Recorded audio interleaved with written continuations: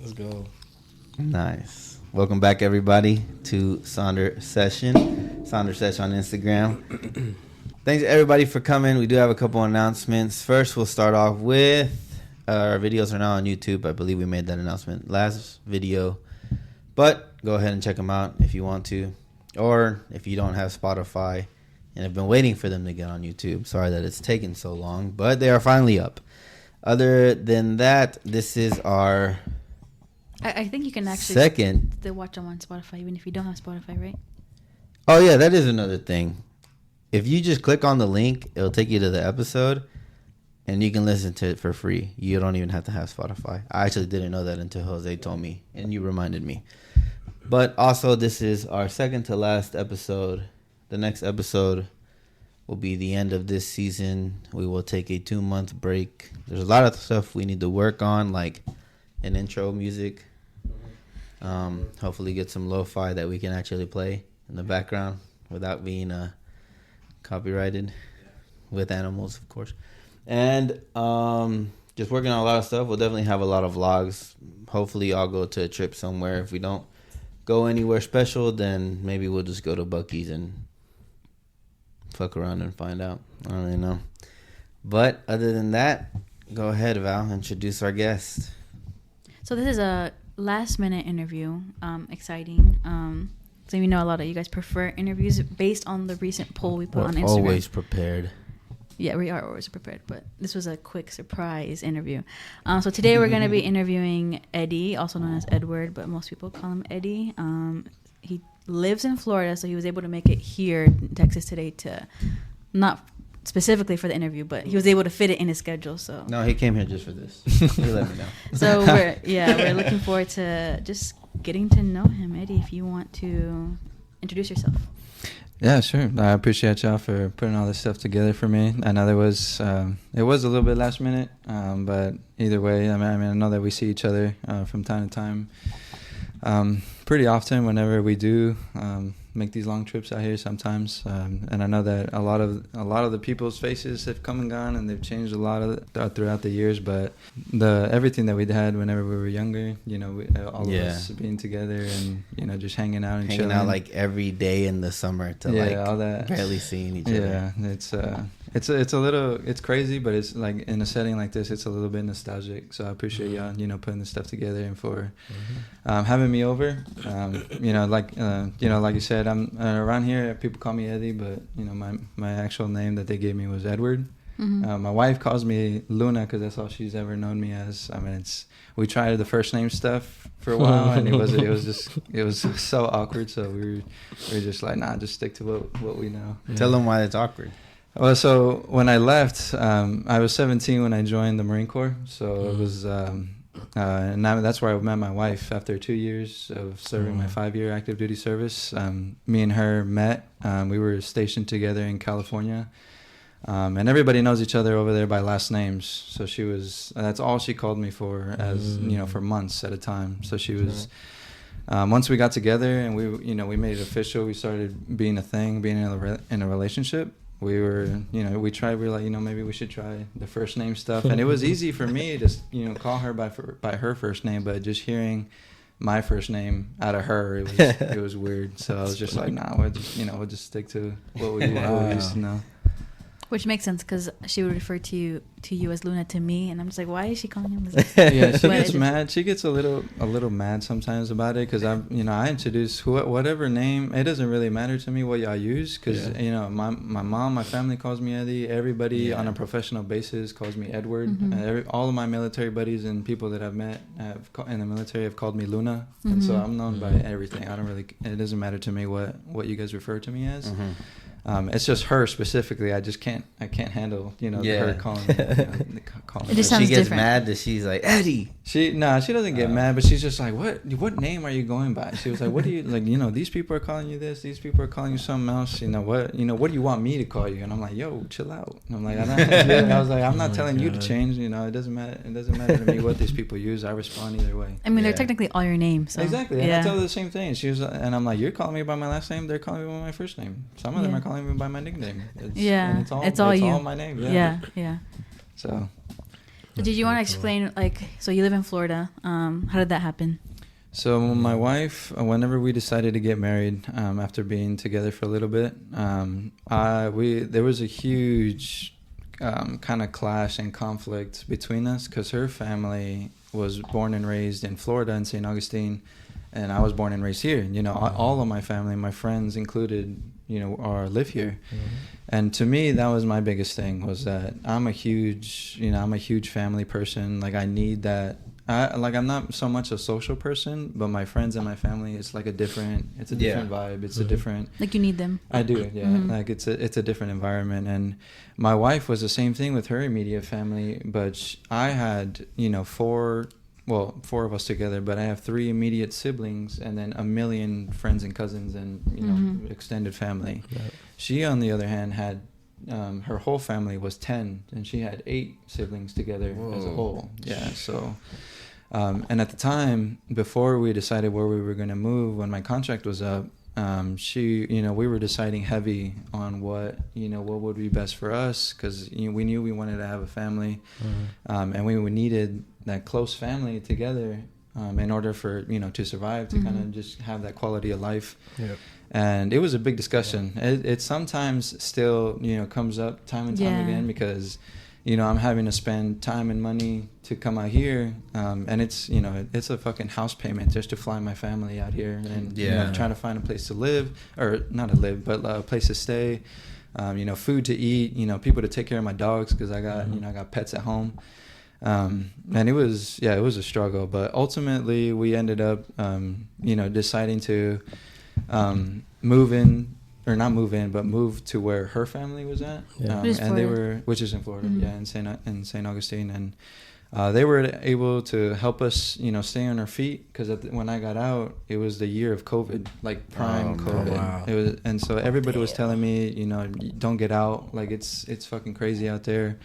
Everything is going to shit. Good luck getting a job, all that type of shit. Yeah, and I was just like, it might suck, but I gotta.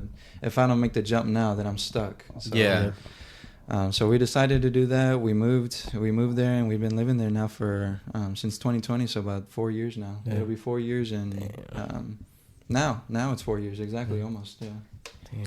And how do you like it over there compared to? It's all right. The cost of living and the quality of life, in my opinion, is relatively the same. Like stuff averages out, like the cost of living of like groceries, mortgages, car insurance payments, all that other shit. But the people are not the same. No, really? It's an entirely different environment, and entirely different,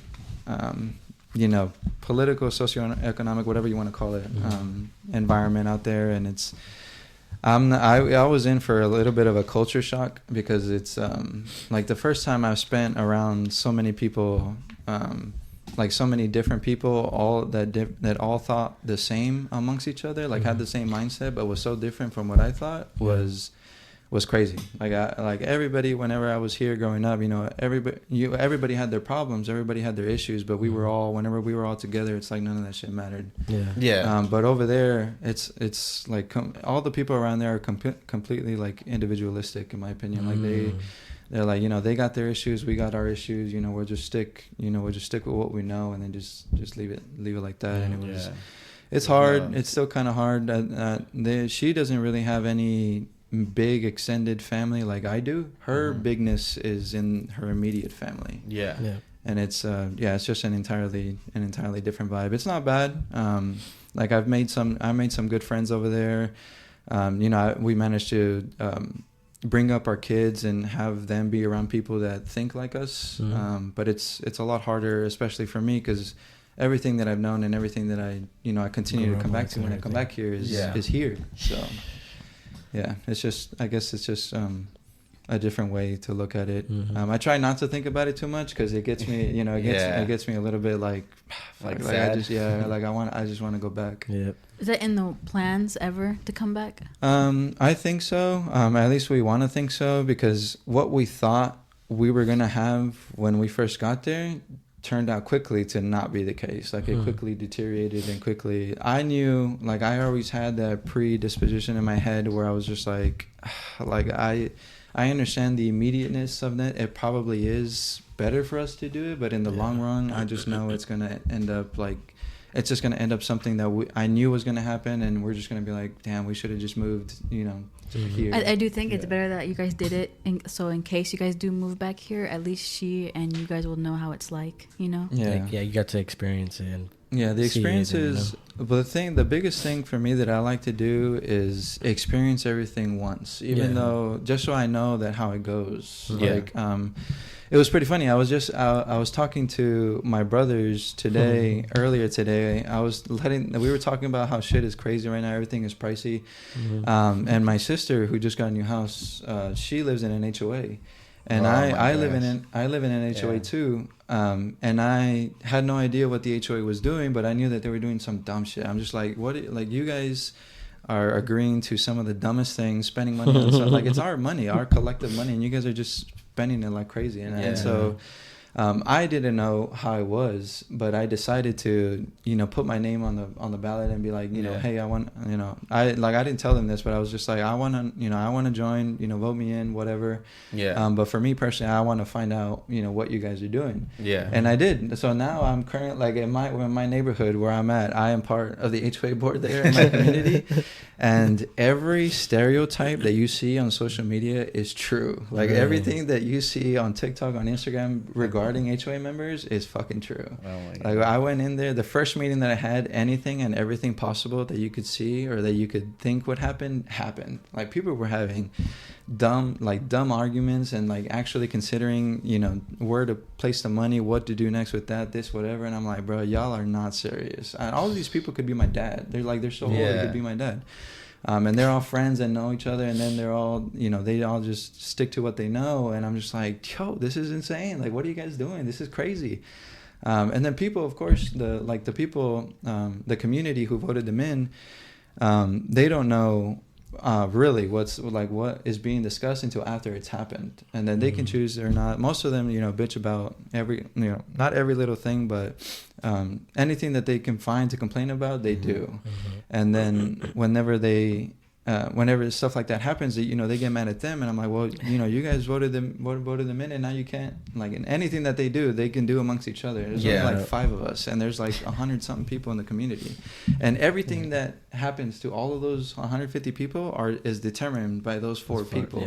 Dang. And you don't have any say in it really until the next year, whenever they go up for re-election, in a sense. I'm like, Joe, if this is how politics is, and I guarantee it, like, on a bigger scale, it's how actual like nationwide politics are, at least for the United States. I'm like, this is insane. It's crazy. Oh my God, that's so funny. I didn't even know you can do that.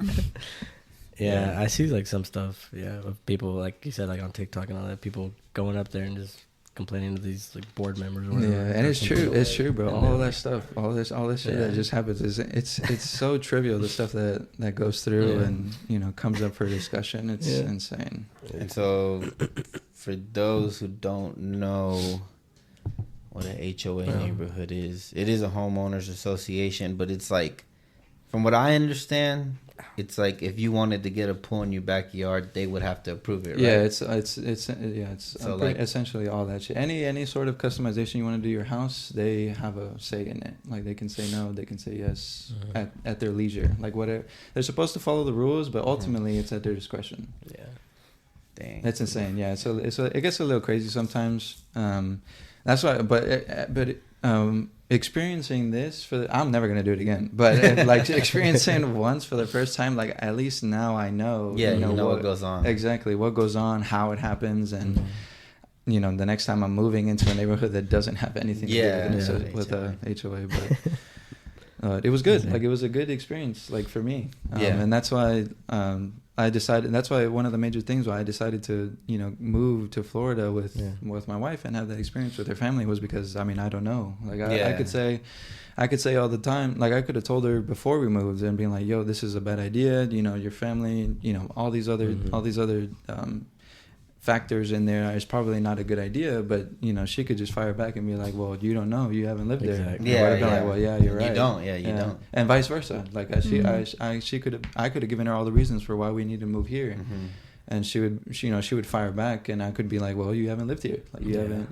we haven't So it could have gone either way, but ultimately their family was offering to help keep us on our feet, to where we didn't have to immediately find a house to buy, immediately figure out, you know, a new car that we're going to get in order to like help our new family needs, you know, just like to move around. Yeah, to move, exactly. Yeah, do the job, whatever, find a job, you know, all this other stuff. And so we moved over to Florida, and they helped us, you know, stay on our feet and not drown in all these new purchases, all these new debts that we had. But ultimately, you know, in the long run, it helped us. But, you know, now we're starting to feel that, like, that lack of closeness, that lack of, you know, it's just a different kind of love. You know, it's hard to explain the cultural difference between, you know, an essential all white American family versus an immigrant Mexican American family. So it's still a difficult transition, but we're making it work. Yeah, that's great. If you ever do come back, I'm sure everyone will be happy and excited. Yeah. So obviously that's like more of a family thing, but like, has she been here? She has. Yeah, she like Texas overall? So the whole, so we go back, if we have our periods of wherever we're like, what would we do in Texas, like where would we go, what would we need to consider, and we have like periods of a couple of days where we're Googling and searching everything that has to do comparing the two states and areas to live in. And it's something that we have considered. It's just that we don't, especially now, we don't want to screw over our financial situation no doubt. on a move that is essentially out of emotion, out of just being mad about the situation that it is right now, and then screwing us in the long run with all these higher payments, all these other things that me losing my job, finding one that sucks, and all those other kinds of things. So it's in the books. It's something that we've considered, but we'd be risking a lot financially, trying to find a place and actually moving out here than it is staying there and just embracing the suck. Makes sense. So it's like, it's not no, it's just not now. Yeah, it's not no, it's just we need to make sure that if we do the move, that we don't lose everything that we've spent all this time saving up for and be smart trying to build. So that's reasonable and that's smart. You have to think about the effects of. But it's hard. Like there's periods. Like I said, there's days where we're like, man, this is ridiculous. Like the fact that, God, I really don't want to say this, but it's like it's ridiculous. The fact that she has such a big immediate family to where the things that we thought would transition from here, like at least for me, from here to over there, it's just not. Like it's just not happening. I remember her telling me about that. Like, it's just like the help's not there. And that was her biggest thing. Was like we could move over here, and then I have all of these siblings. All my parents are well off, and they'll be able to help us out whenever we need to, and they have. They helped us whenever we first got there. There are times where they do watch my kids, where they do be involved and help us guide through life essentially, but. It's just not. And like you said, everyone's just like independent. Yeah, over there. It's not of the same caliber. It's not of the same intentions as it is here. At least from what I've experienced here. Yeah. So here it's like I guess one of the things is like whenever, and I've heard this from other people, like when they go to the Target here, it's like. Everybody's like that Southern hospitality. Like everybody's like always willing to help. Yeah. And you're not bothering anybody if you talk to them. And then when people go to Florida, it's like it kind of feels like you're bothering somebody to be like, hey, where the shampoo at? You know what I mean? Yeah. The foundation and the basis of what you're explaining is essentially there all across the state. But it's there are places where. In the areas where you can go and it's like you're somewhere else. It's like you're not there, but it's not everywhere. And it's in the small places that you rarely go anyway. So it's like I want this wherever I'm at. Yeah. This strange place that I'm finding this nostalgia from from growing up here in my immediate family, and it's absent. Like it's not. It's there. It glimmers. It shows up every once in a while, but it's not consistent, and it seems to be like.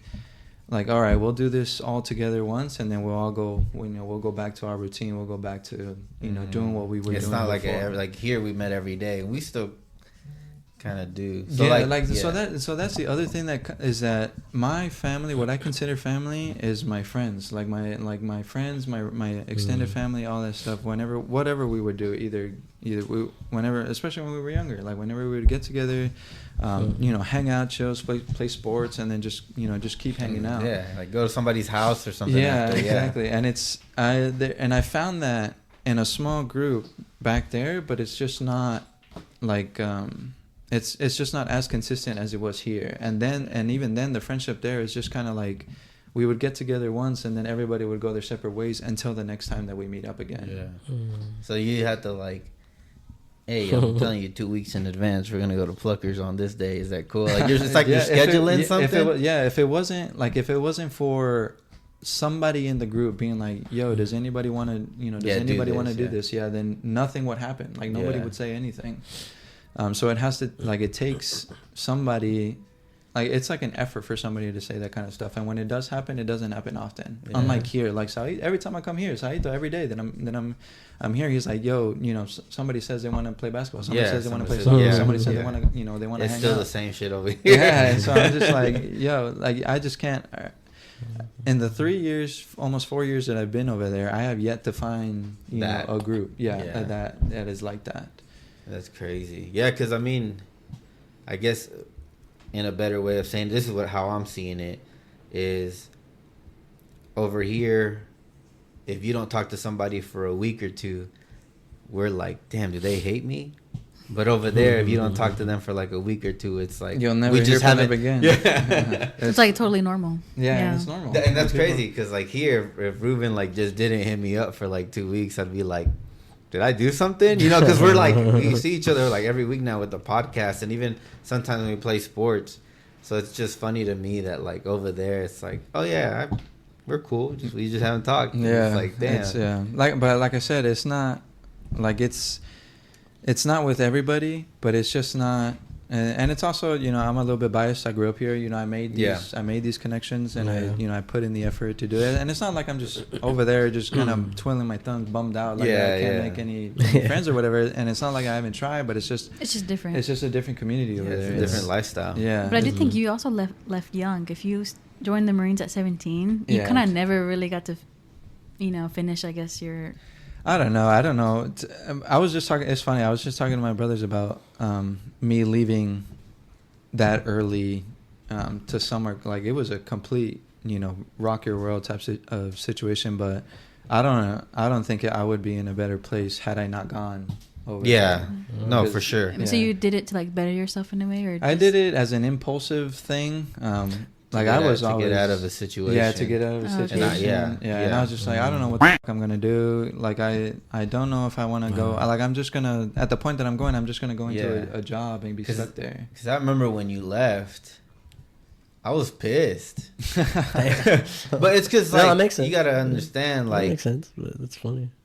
Every day in the summer, he lived 6 houses away from me. Mm-hmm. Like I would see him all the time. It was more like a selfish mad. Like I wasn't mad at him. Yeah. And like I guess later through the long run, like I'm kind of understanding in a way. So after like a month or two, I was like, no, I think he needed to leave.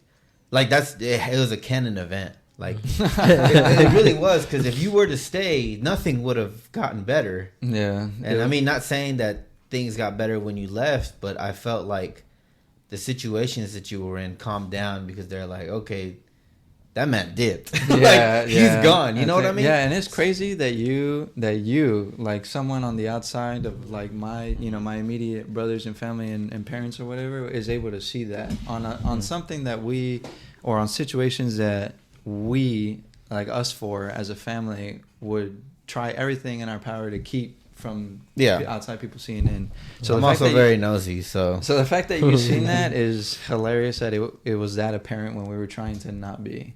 And it was hilarious in the sense of in hindsight, if it's like whenever but like you were like, damn, I thought we were doing a good job of hiding it or like trying to keep it, because but you don't want people to deal with your business and stuff like that, so you're just trying to have happiness at the time that you could. Type thing, so. And it was tough. It was tough leaving because at that point, 17 years of my life, I never went anywhere besides SeaWorld in San Antonio. 4 hours away. That was that was our fucking me. Same, bro. That was like me going out of the country. It was it was not the same. That was my first time ever being on a plane when I was 17. That was my first time being in a different state at 17 and being on your own. Being on my own at 17. I moved out maybe like in my teenage fit rage or whatever. I moved out like three months before I left for boot camp or whatever, just because I thought I had it all figured out. And when I left, that was my first kind of like my pre-game into life, just me the rest of the time that I was on my own. But it was like I thought I had it figured out, and all the shit that you take for granted you figure out quick. You have to that now is just that nobody cares until you're the only person that cares as much for yourself. And it's crazy because there's so many things you weren't here for, and it was crazy. I know, dude. It was, oh my god, yeah, it was so sad. Yeah, it was hard. Me hearing my brothers talk about it, I was just like, that is, I'm missing out. Like that sucked. I was still, my brain hadn't been. I was, my mentality hasn't even been fully solidified into my general way of thinking now. And it was I was still being molded by all my, all the experiences around me and the way that I was thinking. And it was me hearing that from my brothers, everything that was going on at the back here, with y'all, with my family, with with his experience and everything that he was going through at the time.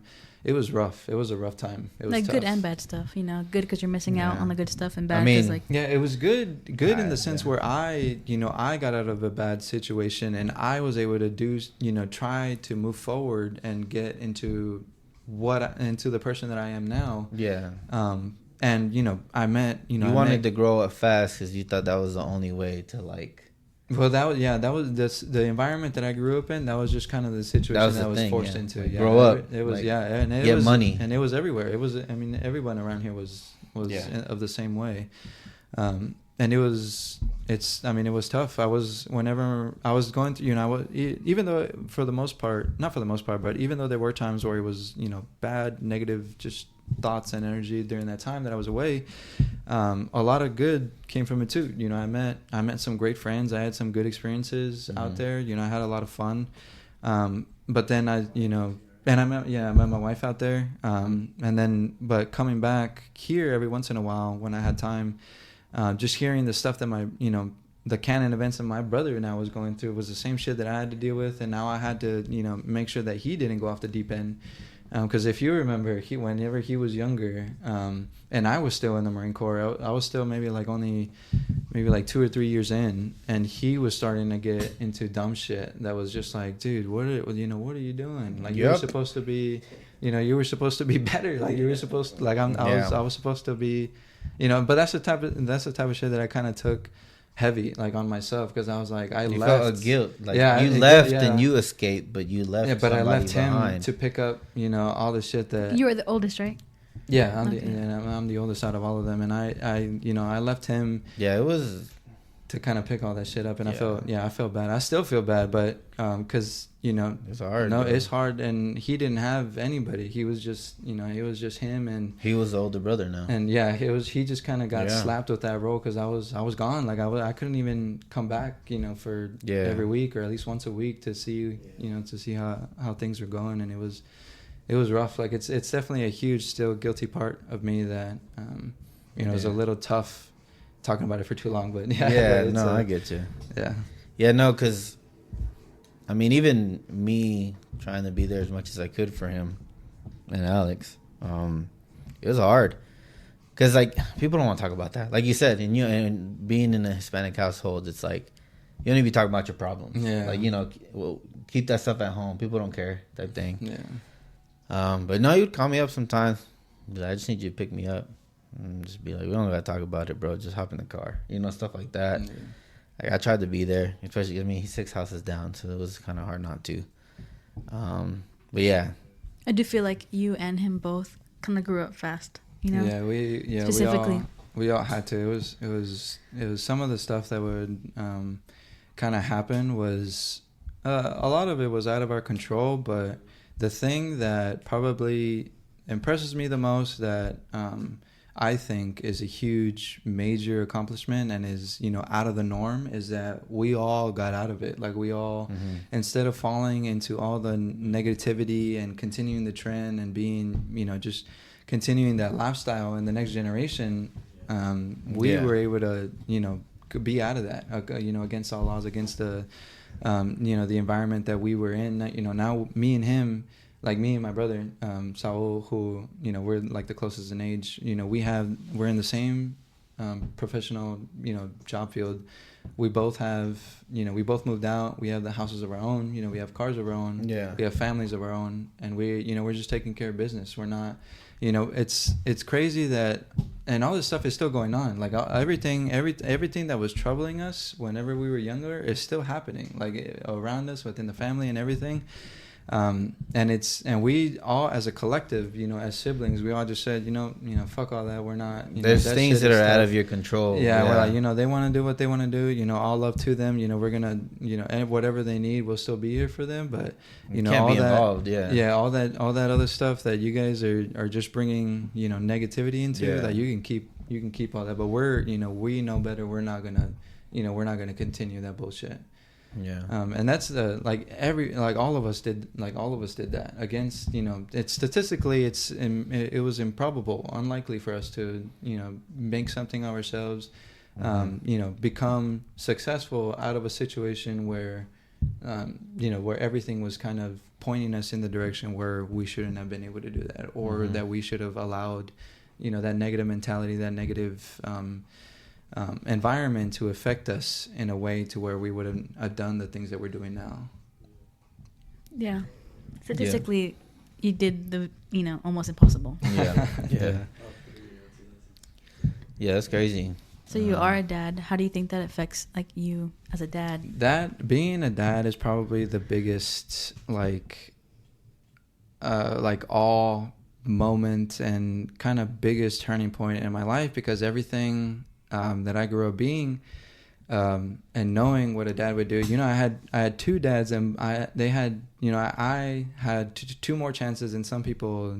You know, than some people don't ever get. You know, some people don't have one. Some people only have one. They go out. You know, I had two, and they both got it wrong. Like the two ones that I had, they just couldn't pull it together to either for me or for any of my siblings, for my mom or whoever it was. And they, you know, in hindsight, now that I'm older, now that I look at all the situations, that I understand where they're coming from, and I understand that they tried everything that they did, and from how they grew up, they did better, but it wasn't good enough. Like it wasn't like it was better than how they were raised, but it was not what, you know, what we needed. It's not the right way. Yeah, it was not, at least in my opinion. Yeah. Like some people might disagree, whatever, say what you want to say, but I mean, it wasn't sufficient, you know? Yeah, for us, it was like we, you know, growing up, whenever my biological dad, the only thing I know of him was that he would come pick me up on weekends. Eventually he would stop coming for me. And then, you know, I had my stepdad, the one that I grew up with and who raised me. And he, you know, my biological dad, his dad was hella aggressive. And I think that kind of translated down, you know, from his dad to him, for him to me. Mm-hmm. Yeah. And it was a rough, dark period, but, you know, he was trying his best to be better than him. You know, in hindsight, from the stuff that, you know, he told me when I'm older, the stuff that happened, he did. I was like, but, you know, that still, you know, still fucked with me. You know, it still messed me up, and it still, you know, caused some issues that I'm still trying to learn to get over. And then my stepdad, who stepped in and, you know, decided to raise us, he provided for us, and he, you know, he was there when I needed somebody. But he was at work all the time. He was like, the only time that I would see him was for like 2 hours at the end of the day, Monday through Friday at night, and only to say goodnight, and then I would go to sleep because I had school the next day. Yeah. So he wasn't, you know, he was never there consistently. He was just there, like a support, but not really involved. Yeah, and he wasn't really involved. And so my mom was kind of the one that was raising us and like teaching us the way of life, but it was just her, and she was balancing a full-time job and 3 other kids. Yeah. So it was, you know, I was just kind of just learning everything from those little scolds, the little things that I could from her scolding me, and from, you know, my environment, and, you know, in public school, all my friends, everything else that I see around me, just kind of, you know, And it was, and being a dad, my stepdad, he would always say to me, he was just wait until you have your kids so that you'll understand why we do the things that we do. And I had my kids, and no, I don't understand why you guys that do Mexican bullshit, bro. That Hispanic machismo bullshit.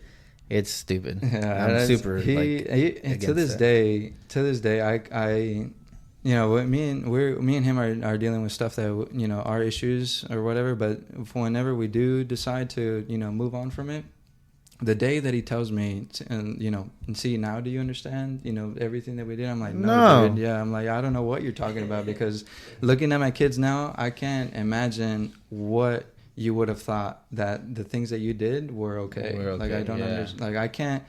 I look at my kids and I just don't understand why all that stuff was like why it ever came to your head. Yeah. Like you're incapable of doing that. Yeah, and I'm like, I look at them and I'm like, yo, they're learning. Perfect, they're trying to, they're trying to figure out, you know, they're trying to figure out things that they. Yeah, it's crazy. It's just like the way you grew up in, I guess, is a way to say like you never had a role model. You just grew up as people you knew you didn't want to become. Yeah, exactly. And you so know? Between the two of them, the only thing that they taught me was not to do, what not to do. Yeah. And so now I try to put as much as I can, everything that I can, into making sure that they, you know, that they don't have to deal with this stuff. Because I mean, I grew up the same way, like with, you know, Irving and Kemp, like watching them grow up. Like they did a lot of stuff, you know, and I would always follow them. I'd always be behind them. I didn't have an older brother, so they were my older brothers. And just watching the path that they took, it's the same thing where I was like, I mean, you were actually in it, but me, I was just like seeing from the sidelines, and I was like, yeah, I don't want to be that. Yeah. Like the things that they did was enough for me not to do them. You know what I mean? Like they got into like some heavy drugs or like very aggressive stuff, and I was just like, yeah, no, I'm good. Like I learned from them, and I guess like for you, you'd feel the same. Where like with your kids, and not just that. Like you're like, okay, these two very important people in my life. I love them, but I'm not gonna be that, you know. Like I'm gonna be my own. I'm doing my own way in the way. I also feel like you see yourself in them. You see like little Eddie in them, you know, because they're boys, and like I feel like as someone who didn't. Oh, and the kids. Yeah, and the kids. I feel like you're almost healing your inner child by being a good dad to them, you know. So I think that's part of the emotional part, because I mean I feel like I would feel the same way. I don't have kids, but I do have two dads that got it wrong, so I definitely know how that side of it feels.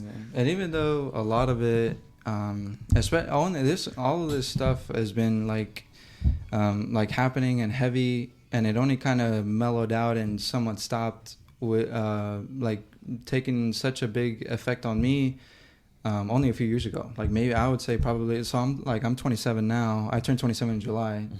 And I probably let this stuff bug me as much as it did, and kind of put me on my ass when I was maybe like 2 or 3 years ago. Maybe when I was like 23 or 24 or something like that.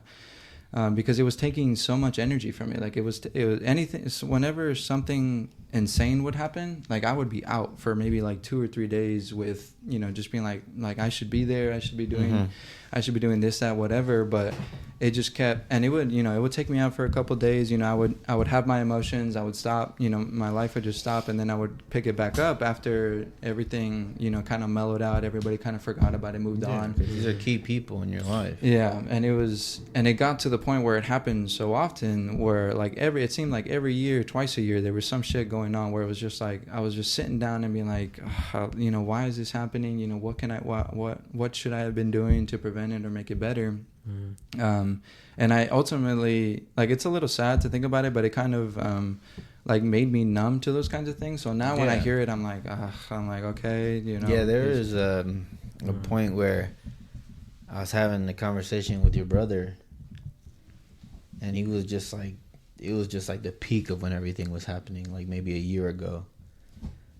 And he was like, I keep calling Eddie, and he's not saying anything. He's not doing anything.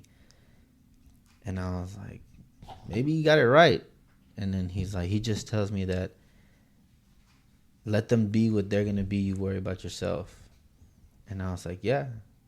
I mean, I could tell you the same thing, but I'm not your brother. Like, Yeah. you know what I mean? Like, he went through a lot of it with you, and he's right. Like, and I told him the same thing you did. Like, at some point, you have to understand that what they are doing is their choice. Yeah. So the reason I don't want that to be taken out of context a little bit. Whenever I told them that, let them. No, be but what yeah, they're you were doing. like to the point to where like I need to heal. I need to focus on my life, because you can.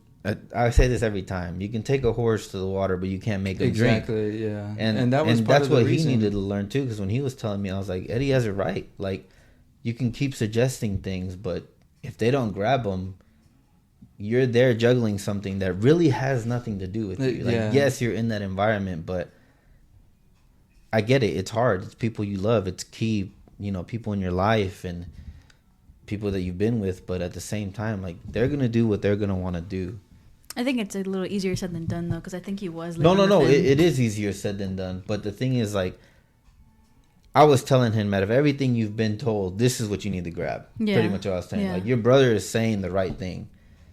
Like, Yeah, grab it and run, because this is kind of like, yeah. Yeah, so by that time, whenever that was going on, 4 or 5 of the same things had already happened in the years past. And so that's why, but to him, this is like maybe like the second or third time that he's dealing with it as the primary person, because he's here, I'm not. And so I told him, I was like, dude, this is the same shit that happens every year, every 2 years or whatever. Yeah. It's the same argument. It's the same whatever bullshit it is. And I'm like, and we pour so much. And those are the times where, where I was letting it, upset me for a couple of days. I'd be out, whatever. Yeah. During those times, we would pour everything that we had to try to make it better, to try to fix it. And they just wouldn't get the memo. Like they would just be like, yeah, we'll figure it out. It's our situation. And it would be, it's exhausting. Like we would tell them, how to fix it, what they need to do to fix it. And they just wouldn't listen. And then the same thing would happen a year or two later. And it happened so many times with me to where I became numb to it, but Saul was still feeling dealing with it. Yeah. And that's why I told them, dude, this same shit has been happening for years. I'm like, we've already poured everything that we could to them, and they're not listening. And then that's why I said to him and being like, it's their choice. They're double your age. So let them make the decisions that they want. You, on the other hand, do better. Like you see the bad situation that's going on, don't do that. Pretty much, like find something better for yourself. Focus on yourself. Yeah. I'm not saying ignore it. Like I'm not saying like suppress it. Yeah. Yeah, I'm not saying like just let it consume you, but just understand that the situation. Just if don't they fall want in it that to trap. change, yeah, exactly. Yeah. Don't fall into the same routine, and don't let that situation be what you live. For the next 20 years or however long that. Well, he's like, it's a 20-year difference between him and, we're there, 30 years. But, during that time that you got, just don't fall into that. Yeah. And it was, so a lot of that stuff, all of that stuff, as many times as long as it has been going on, I still have so much life ahead of me. I can't, after I figured out that this stuff I shouldn't let it, consume me. It's exhausting. It's taking part, of my life, of my time that I want to spend, making my wife, my kids, my family better, and making sure that they grow up in a life that, that they deserve, that I think it best. And it's taught me a lot. Like it's taught me, especially things of what not to do, how I want to approach them, like my kids specifically, as a dad, as a man, as a person, just generally speaking, just a good person, a good Samaritan, a good, Homo sapien. A Texan. A good Texan. So, no. Yeah. You being away and having to hear about like all of the issues going on back in your hometown, were you like more like, would you rather like them not tell you, or like, no, still tell me? No, yeah, I've always hated whenever they were like, no, because you're over there, we don't want to bug you with all this stuff. And after, like I said, after a while, I was already numb to it, and I was like, dude, you can tell me whatever it is, and I'm not gonna freak out, overreact, get an overnight flight, unless it's something extremely crazy. But generally for the issues that were going on. I would say, you're not gonna it's not gonna affect me. Like, I'm not going to quit my job and stop doing what I'm doing because of what you told me. You're not gonna leave your life to go deal with somebody else's problem. Yeah, and it would always make me mad because, I forget. I think it was because it was funny because it's ironic because now that Saul moved out, Alex and all of them are doing it to him. And so then Saul would tell me that that's what they're doing. And I was like, dude, y'all were doing that to me for years. I was like, and now you know that why I've been telling you that tell me, because I'm going to find out. Like, I'm going to find out one way or another. Yeah. And I would rather find out, what would you rather me find out as a rumor or from what you know to be the truth? And so I'm just like it's, you can't have it both ways. Like, you can't expect me to think that if anything, you're causing me more distress than I need to by not telling me. By wondering what's going on. If I know that something is happening, I already know something's happening. So just tell me what it is already. Yeah. I can see that. Which, on certain issues, I know, I kind of remind him to, tell Eddie, don't forget to tell Eddie. He's like, oh, well, and tomorrow. I'm like, okay, just tell Eddie. Because when we moved to San Marcos, he felt that a lot too. It was more like, don't tell Saul this and this and this. Don't tell Saul this and this. And then Saul would end up finding out, and it's like, he was annoyed. So I think he's done better at that. Because it's like, that was you too, Sal. So yeah. So then, whenever you were out in the military, I guess, because I have a friend in the military too. When you were out there, I guess, so you had no trouble, I guess, communicating with all your friends and family. Did y'all talk less? No, it was kind of get dry. You'd be surprised at some of the shit some of the people say to each other, with the conditions that that you guys go through together in the military, regardless of the branch. And you guys get close quick. The people that I've met, I think there's some, my best group who I still keep in contact. We still got a group chat going on 4 or 5 years later after all of us have gone out. And during those times, some of them I've only met for a year and I felt like I've known them forever. Some of them, the longest that I've ever had a relationship with while we were together was 2 years. So, and the camaraderie, the friendship, just the all around compatibleness of all of us is insane. We would say some crazy shit, and we would despite the short amount of time that we knew each other, it's like we were saying things back and forth as if we were siblings. That's why I'm saying whenever I say that I had good memories whenever being gone, because I made some lifelong friends. I made, great memories with them. I got to see places, do things that, were kind of crazy that I wouldn't be able to do anywhere else. And it was fun. It was ultimately it was a good time. But not good enough for me to, spend more years in there. Yeah. It kind of makes sense because it seems like the military in general has a lot of people joining for different reasons, but maybe a lot of them also kind of go to leave. For something. And so you guys are all kind of there for similar reasons. Yeah. At some point. When both of you, or all of you, depending on how many friends you got, or how many friends you've made, being in such shit situations together, just embrace, you're no different. In there, it doesn't matter whether your family is rich, whether you're poor, whether you're a different nationality or the same. They you're doing the exact same thing that sucks, and both of you are there whether you want to be or not. So it's it kind of just forces you to to kind of make friends, make those connections, and it's you find out quick that we're all kind of facing the same things and trying to get through and trying to get better, and different, just trying to ultimately reach the same goal, which is just to be, just have a better way of life than what you had before.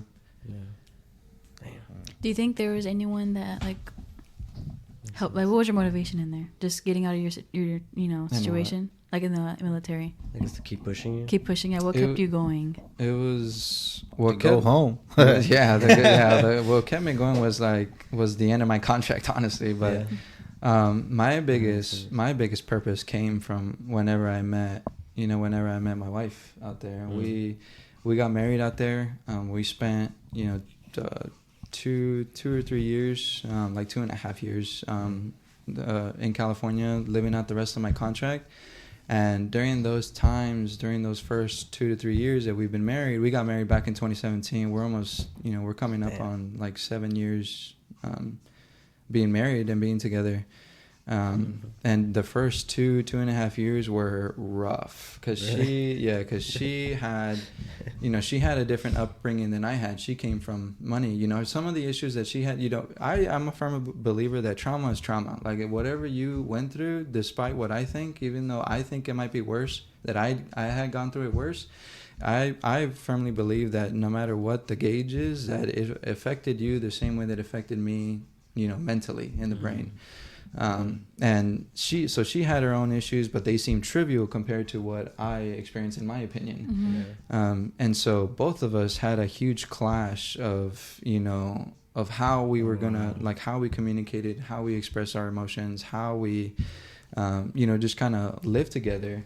And it was kind of like and it was tough because even though she was older than I am, at the time when I got married, I was only 20 years old.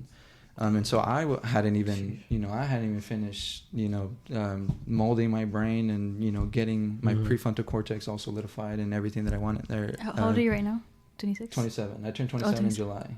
Oh, okay. Yeah. So I was, and it was that with that, like just by myself on my end, it was difficult for me to understand how because she had 2 or 3 more years more than me to grow and figure out what from her environment and everything, and I still had 4 or 5 years before I hit that mark, and it was tough. Like the first 2.5 years, we were bickering, we were just arguing, just back and forth, just being like, you're not, I want you to say this, to me whenever you're feeling this, and I'm like, I don't, that's not who I am. I don't understand why, why you want that, and it was tough. For a while, but eventually, we both came from broken families, and we were out of everything. That one thing we were like, we don't want to do that again. Like we don't want to be. You don't want to become that. Yeah, we don't want to be divorced. We don't want to be split parents. Our relationship is our relationship, and we're gonna make it work. Yeah. Whether no matter what is going on around us, because we agreed that our love for each other was more than what. Than the hate that of not being, of not figuring it out, in a sense, like just giving up and letting, whatever argument or whatever emotion is overcome us, and just calling it quits and being like, you know what, you're not for me. Yeah. And it was for those who are struggling or in that phase, like just wait it out. If it's somebody like if it's like if it's somebody that that you're with, that you're like, I want to make it work with this person, but I feel like I can't, just keep doing it. Because for us, it was, whenever we came up on the other side, it was like an epiphany. It was amazing. Like we can't imagine now, looking back at it, after being married for 7 years, and being like, what if we said, to hell with it? What if we called it quits back then? We would have never had what we have now. And it was, it's tough, but we learned through different scenarios, through different situations, through different experiences together, that communicating a certain way to each other and figuring out what works for you, what works for her. Exactly, what works for me, what works for her, and just kind of making those adjustments and picking those new habits up for the love of the person that you have, like for the love that you have for them. And that was my, it still continues to be my biggest motivation, is making sure that I am the best person, man, husband to her, and the best dad, person, man to my kids. And that's my biggest, like that still is my biggest drive, will forever be my biggest drive, is making sure your family, that they're taken care of, and that I do the best that I can, so that they can continue that. So I'll take notes. If you're I'm kidding. Stop. He already is. Well, we don't have a family, but we have Boba. Yeah. How did y'all meet in the military? We were stationed together. We were in the same MOS or job. Like we did the same thing, and we were in the same unit, in the same in the same place, in the same environment. And she'll tell you different, but we at the first, even as friends, when we were, you know, as workers, as you know, my as coworkers and friends and all that, we were butting heads a lot because at the time I was still in that mentality. You know, I was 18, 19 years old, being like, oh, what does a white person who came from a rich family know about a Mexican American, you know, who came from an immigrant family. Like, really know about the struggle. So we would butt heads a lot on that kind of stuff. Just on, it wasn't necessarily like that deep, but it was stuff like, be like, oh, she's doing this dumb shit now at the desk or whatever. She's doing that because of the way she grew up. You know, just dumb stuff. But and we would, and it took a while for us to get, you know, to the point to where we would open up to each other and start like kind of getting to know each other a little bit more and realizing that there was more to us than where we came from and how we were brought up, and how we wanted to move forward. And whenever we started doing that, we found a lot of similarities with each other. Like we both came from broken families, and we wanted to not be that. We wanted to be together, you know, forever and ever, and, you know, make it work even during the times where it seems like we can't. And then, you know, just doing life together, just the way that we eat, you know, the way that we sleep, the way that we take care of our family, our friends, our pets, you know, down to the, you know, how you just down to how you wash dishes, like stuff like that. So that seems so inconsequential, minute, and, you know, just something that seems that shouldn't matter, you know, eventually became kind of the what brought us together and what kind of made us realize that as long as we kind of come to the consensus that we as a couple and as a family want what's best for, you know, in every aspect of our family, then we would just be, you know, we would live a happy life. And I feel like that's where we're at now. Like we're kind of at, we have our highs and lows just like anybody else, where you know, shit comes up where we you know, I'm either at work too long, or I'm, you know, we having some financial struggles because of all the shit that's going on around us. You know, some family discourse among each other where she agrees where one of her siblings are doing something, but I don't, because I see where it's leading to, but she doesn't because she never dealt with that. Like we still have those kinds of arguments, and we still get into like heated discussions, but ultimately we come back to each other and we're like, you know, we try to make each other understand that we're not trying to attack each other, but we're just attacking whatever is making us frustrated in the situation, or whatever it is that is making us kind of see red at each other and just kind of driving us apart, when we should be using that as an excuse to, you know, be closer together. Oh man, marriage. That's what. How long y'all been married for? 7 years. We'd be 7 years this year. So we were married in 2017. And then together in total? 7 years. Oh, what? Yeah. So we y'all got married in the military? Yeah. So we got married when we were in the military. I was 20 years old. She was 20. She was 22, I think, at the time. And we were together dating for probably like 6 months. Wow. I've known her since for like 2 or 3 years. I knew of her. I didn't really know who she was. Yeah. Until we were stationed together, and then whenever we decided to become together, like as boyfriend and girlfriend, we were like that for like 6 months. And during those 6 months is when we were, you know, looking at those benefits. Well, nah. So we were trying to figure out whether it was heavy conversations.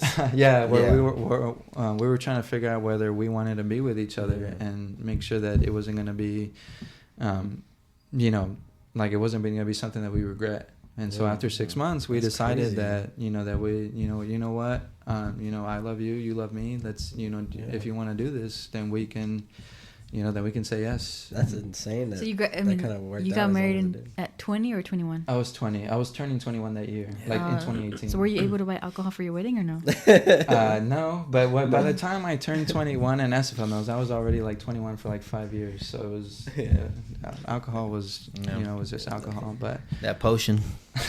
So I couldn't drink at my own wedding. I couldn't even drink when I was deployed. When I was I was out there and I couldn't even. That's crazy. You could go to war, you just can't drink. Yeah. You can't drink, you can go to fight. So it was, it was an insane timeline, but. Oh, I've seen you guys together, and I think that you guys are a good couple because you guys just communicate well. Aww, you know, thanks. They're not you SFL, but and I've met your kids. They're just the cutest, most educated little kids you'll ever meet. They're just so cute, and I think it's so funny. And I think I've told multiple people this. Dang, like you getting jealous or what? A little bit. A little bit. With my wife. Their son. His name is Atlas, and every time that he would forget my name, he'd go up to me and he'd be like, "Hi, my name is Atlas. What's your name?" Like he would start the whole introduction over again just when he forgets my name. I thought it was just so funny. It was so cute yet so educated. I'm just like, you're gonna be a player. Oh my god. No, but yeah, you guys are doing something right. They're very, very educated. So seems like you moved up or grown up real fast in general. Like moving out fast, getting married fast. Yeah, I was. Having Yeah, family definitely. That's still the wild. biggest. Whenever my family found out that I got married, they were like, "What?" They were like, "What do you mean you got married already?" But I had already known my end goal was to have a family. Like I knew I wanted a wife. I knew I wanted my kids. Because I feel like internally, at the time I had no idea why, but I feel like now in hindsight, now that I understand my situation, is that I think I wanted it so fast, so quickly was because I never had that. Yeah. You wanted to rewrite your history. You wanted it as your own. Else. Yeah, as my own, and it's. Who's speaking? Some people could look at it and see that I just made impulsive decisions and now I'm stuck with it, but I don't see it that way. Like I don't feel like I'm forced to maintain these relationships. I don't feel like I'm forced to provide for my family the way that I do. Yeah, it's it's different for everyone, man. Yeah, it's like an internal drive that I have that I can't. The only thing that I can place it on is that, like my upbringing and everything that was around me, stuff that I never wanted to, or that I didn't want to pass down in a sense. Since you've accomplished so much and like you kind of have what you've already always wanted, like what's next, I don't know. That's a tough question. Besides moving to Texas is a I think it's cool that before you answer that question, so that we can. Yeah. I think it's cool that you found somebody, because I recently put a poll on Instagram. I put too many. But I put one that I want to know if love is a feeling or is it a choice. That's a big one, because somebody's like, love is a choice because it's waking up every day and picking the person that you wake up next to. Like, and then I was like, that's crazy. Like, because if love was a feeling, so pretty much it's like that person can make you feel happiness, like infatuated with them, or like not obsessed, but like wanting to be there. Like the way you're speaking is like, I think love is a choice. Like to me, is because you said it was hard, but every morning y'all woke up and y'all picked each other. Yeah. To the point to where y'all finally got out of that. Yeah, but they because you knew also you felt love though. That's why. So it's a feeling too. Yeah, you can. To me, it's a choice, but to you, it could be a feeling. It can. We definitely feel. There's nothing wrong with it. You can choose someone you're not in love with. But that's the thing. If somebody's picking you every day, like that's what I'm saying, right? Like if somebody's picking you every day and they make you happy, like why wouldn't you stay? Type thing. But they would have to feel love for you to pick you, right? Yeah. But I guess to me, like to explain it to me, love, the feeling is like, that's being happy. Yeah, I agree with what he's saying. Like the emotion of having love for somebody, in my opinion, I don't think it's enough, because you can have one bad argument, you can have one really shitty situation happen for that love to be gone, and then there you go. Yeah, love is the actions that you do. Like in a way, I guess what I'm. That's why I feel like it's a combination of both. Like I think it is a combination of both. I don't expect you to choose somebody that don't want you around. Like I know we're both picking each other. You know what I mean? No, your poll said feeling or choice. There was no combination of both option. No, there isn't. To me, it's a choice. Yeah, I did. Yeah, it was pretty funny. It's funny that you said it, because on my wedding ring, but not the silicone one that I have now, but on my actual wedding ring that I had for my wedding, engraved inside it was love is a choice. Like Really? and because we, That's crazy. our I need vows, a picture of that. our vows together were, you know, despite everything that, because we, at the time, whenever we got married, we knew we were still going to have issues. We knew we were still going to have discussions and conflicts where, you know, just innately in ourselves, we're still trying to figure it out. Exactly. Yeah. And we kind of just vowed for each other and said, you know, no matter what happens, no matter what we discuss, no matter what problems come up, that you and I, like, you know, my wife and I, decide that we will choose each other in the end, no matter what the argument is, and continue to grow in our, you know, in our love for each other and for the relationship that we want to keep.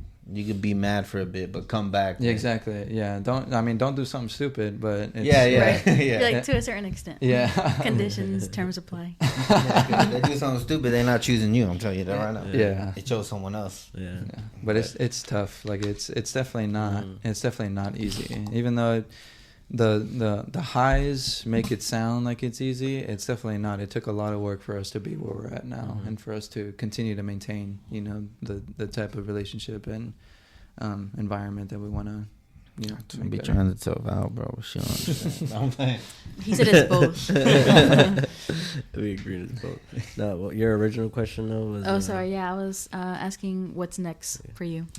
What's next is tough right now. So my current situation right now, I feel like I'm at a peak right now, because I'm, you know, right now you know, I was fortunate and I'm blessed with a job that I'm pretty much at home like 70% of the time every day, and I get to see my kids grow up, which is my biggest, like, that's right now really it's my biggest thing, because it's your biggest flex. I wouldn't say flex, because I know some dads go, you know, they go out to work 9 to 5s and they're gone all day and they come back, and the love that they have for their kids and their family and the things that they provide is not, you know, it's not more, it's not less than what I'm trying to do. We're all trying to do the same things. But for me, by myself, like just for me individually, right now, my biggest thing is that I'm able to be at home, see my kids grow up, and, you know, through the sacrifices and the pushing myself and getting to where I am today, I'm able to do that. Like, I was able to do that for myself, and now I get to watch my kids grow up. I make a decent amount of money where my wife doesn't have to feel like she has to go to work, and then I can have her, you know, be at home and just worry about, you know, taking care of the kids, taking care of, you know, the house, the family, you know, helping me, you know, be a better person to them, and to make sure that nothing collapses whenever, you know, I come back home, or whenever I stop, you know, whenever I turn off everything for work. And we, you know, we're in a great place with our relationship, with our love, with our kids, with our family, with our spirituality, all that stuff. And I feel like something, you know, at Murphy's Law, anything that can go wrong will go wrong. I feel like I'm just waiting for that big event to kind of fuck everything up. But life. Yeah, just life altering. Yeah. But right now we're at a point where everything is amazing, is great. Yeah. And I feel like the next step for me isn't going to happen until, you know, maybe 5, 6, 7 years from now, when we're finally finished having kids, whenever all of our kids are grown enough to where they're having their own activities throughout the day, and they have basically like their 9 to 5s, like essentially like being at school activities, or you know, doing sports or other extracurricular stuff, to where I can feel comfortable. Because right now, if I were to leave my job now and go to a job where I'm sitting at a desk 9 to 5, I would feel so guilty. Like, I would just come back and only see my kids like 2 or 3 hours a day. And that's just, you know, that's the stuff that I didn't want to do. You know, that's what I'm saying. So I don't, like, for me right now, where I'm at is exactly where I wanted to be, is exactly where I feel like I should be. And the next step for me isn't going to happen probably for another 5, 7 years, where I might look for a job that requires me, that, you know, that I can make more money at, but will require me to be, you know, gone more often. Or whenever we make a huge move to where, like, you know, for example, if we want to move back here, you know, I want to be able to, I make sure that I don't focus, or don't let that be the focus, rather than making sure that my kids, you know, grow up enough to where they'll be able to be self-sufficient, self-sustaining, you know, at still young, but at a relatively older age than they are now. So you do want to have more children then? I am completely content with the 2 that I have now, but my wife and I have discussed it to where we are okay with just maybe having 1 more, and then we definitely after that we'll be 100% done. I think 3 is a good number. Yeah. A girl, hopefully. Maybe, yeah. I think 2's good. Yeah, I think, yeah. They're tiring, but they're, at least for me, they're everything that I've ever wanted. They've been able to, fulfill, and hopefully I'll be able to pay that back to them. Yeah, you will by paying their college. Damn. Whew. Are you making them speak Spanish and English? I want to. Ideally, it's hard because they spend all day, every day with their mom, and their mom only speaks, English. Yeah. And so whenever the times that I can focus and help teaching them to get their accent, to teach them the proper words and stuff like that, they've had, 6, 7, 8 hours of English versus my 2 hours of, Spanish that they're still trying to. Just come back here, bro. Yeah, right. I'll let them know. And it's no habla inglés. So it's a little hard. They do I tried to incorporate it, little things here and there, that way they can at least express some interest in it, and they have. But ultimately, it's hard whenever it's just you and you're trying. You're working. You're trying to focus on work. When you come back, you're trying to be a dad and a husband. And instead, you don't want to spend the time that you have with them, that you're able to focus solely on them, teaching them school, instead of just making memories with them, like hanging out. I totally get it. Hopefully, they do end up learning Spanish just because they have a dad that knows it really well, so it'd be kind of like not a waste, but it'd be like. I only say that because not a waste. Wow, not a waste. I'm just saying. I only say that just because, me, the whole no sabo thing. So it's like I can. What was that? Because me, who's that? I speak broken Spanish too. Like I understand it more than I speak it. Sabo's up because there, I never had, the people to teach me. Like my dad did for a little bit, and then I stopped going with him, and. I haven't spoken Spanish really too much since. Yeah. So it's like, and I know they're gonna get that stigma. They will. They definitely will have that prejudice whenever they find out that their dad is a full Mexican. And they can't speak Spanish. You're gonna come back and they're gonna be like, why is dad acting different? So it's asking for tacos. It's hard, especially when you feel like you're doing all the work. But to credit, all credit goes to my wife whenever because she's trying her hardest to try to incorporate that into into her vocabulary. It's hard the older you are. Yeah, it's hard. Yeah, she's trying because she hates sounding dumb. Like she knows that she's saying the words wrong because she doesn't have the accent, but she can't roll her R's and stuff she can't. She sounds all she sounds all American when she's trying to she's trying to say any of the Spanish words, but she's trying. Like she genuinely tries long hours to try to learn what things mean and how you say certain things in Spanish to try to help me whenever I'm telling my kids, because I tell them one thing in Spanish, full accent, like full native, for example, like I would tell them, this is a pencil, this is a lápiz. And then my wife would come in, she'd be like, yeah, that's a lápiz. And I'm like, it's not, and I'm like, no, it's not a lápiz, it's a lápiz. And she, she knows what the word is, but the accent isn't there. And so my kids are learning it without the accent.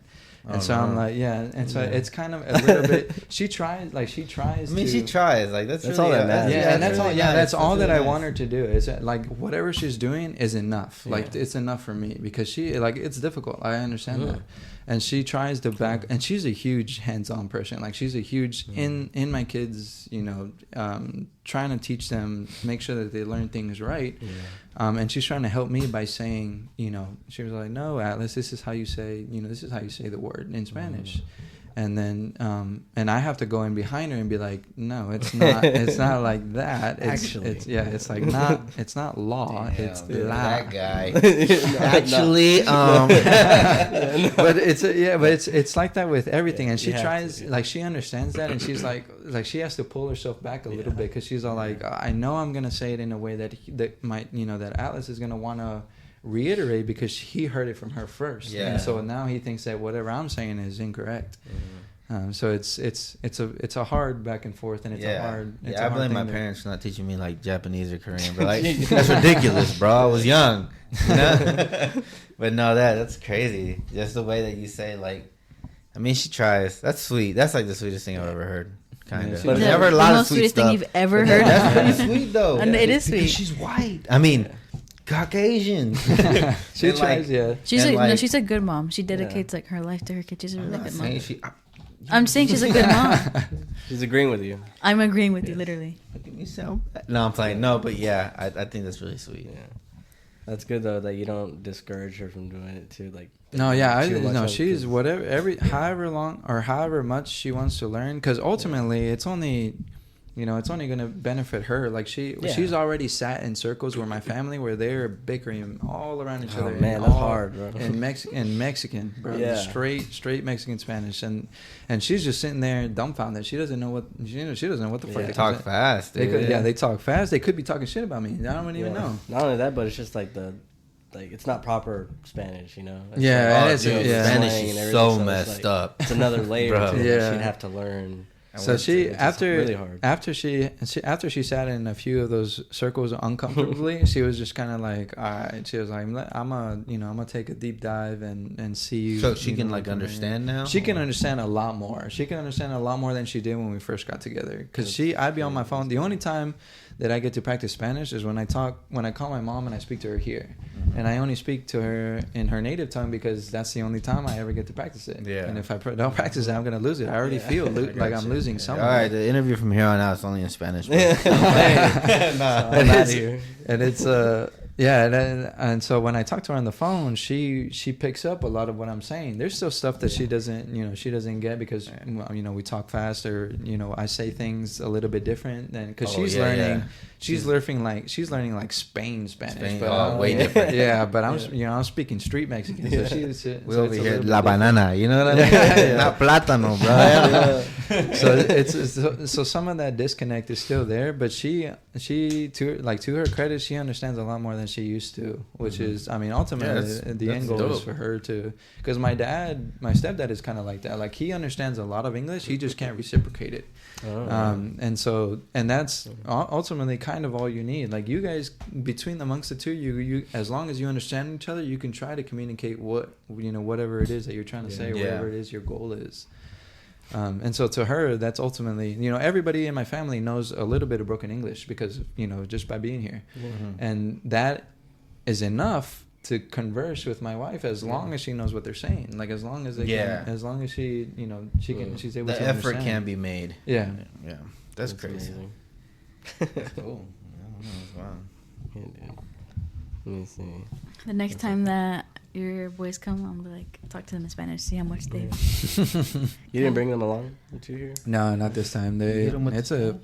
It's a freaking house payment to try to get everybody over here, all at the same time. Damn. Yeah. So for me, I was only able to do this because of extenuating circumstances and because I've gained enough travel points on my on my credit card. Shout them out! Discover? No, it wasn't Discover. We did Chase Sapphire, the travel card. Hey, shout out sponsors. So I was able to I spent enough money on there to where I was able to use the points that I got to spend for a flight out here, but only by myself. Like, if I had to try to find a way to get everybody over here, it would have costed me like $1,000, $1,500 to get them over here. It was random because I was like, we don't have an episode, because I had an interview, but then that ended up not happening, and I was like, did you really have an interview? Yeah, I did. Oh, who? Yeah, my boy came from El Paso, but he's like, I'm booked, because he's a photographer too, but he shoots cars. Always kidding, bro. Sometimes it hurts. No, I'm playing. No, but yeah, I was like, hit me up Thursday if you're down. He's like, yeah, I might be. I'm sure he got caught up or something. So, and then she calls and she's like, I have a proposal. And it's like, no, I'm single right now. I'm trying. No wedding. No wedding. She's like, I have a proposal, and I was like, okay. And then she told me.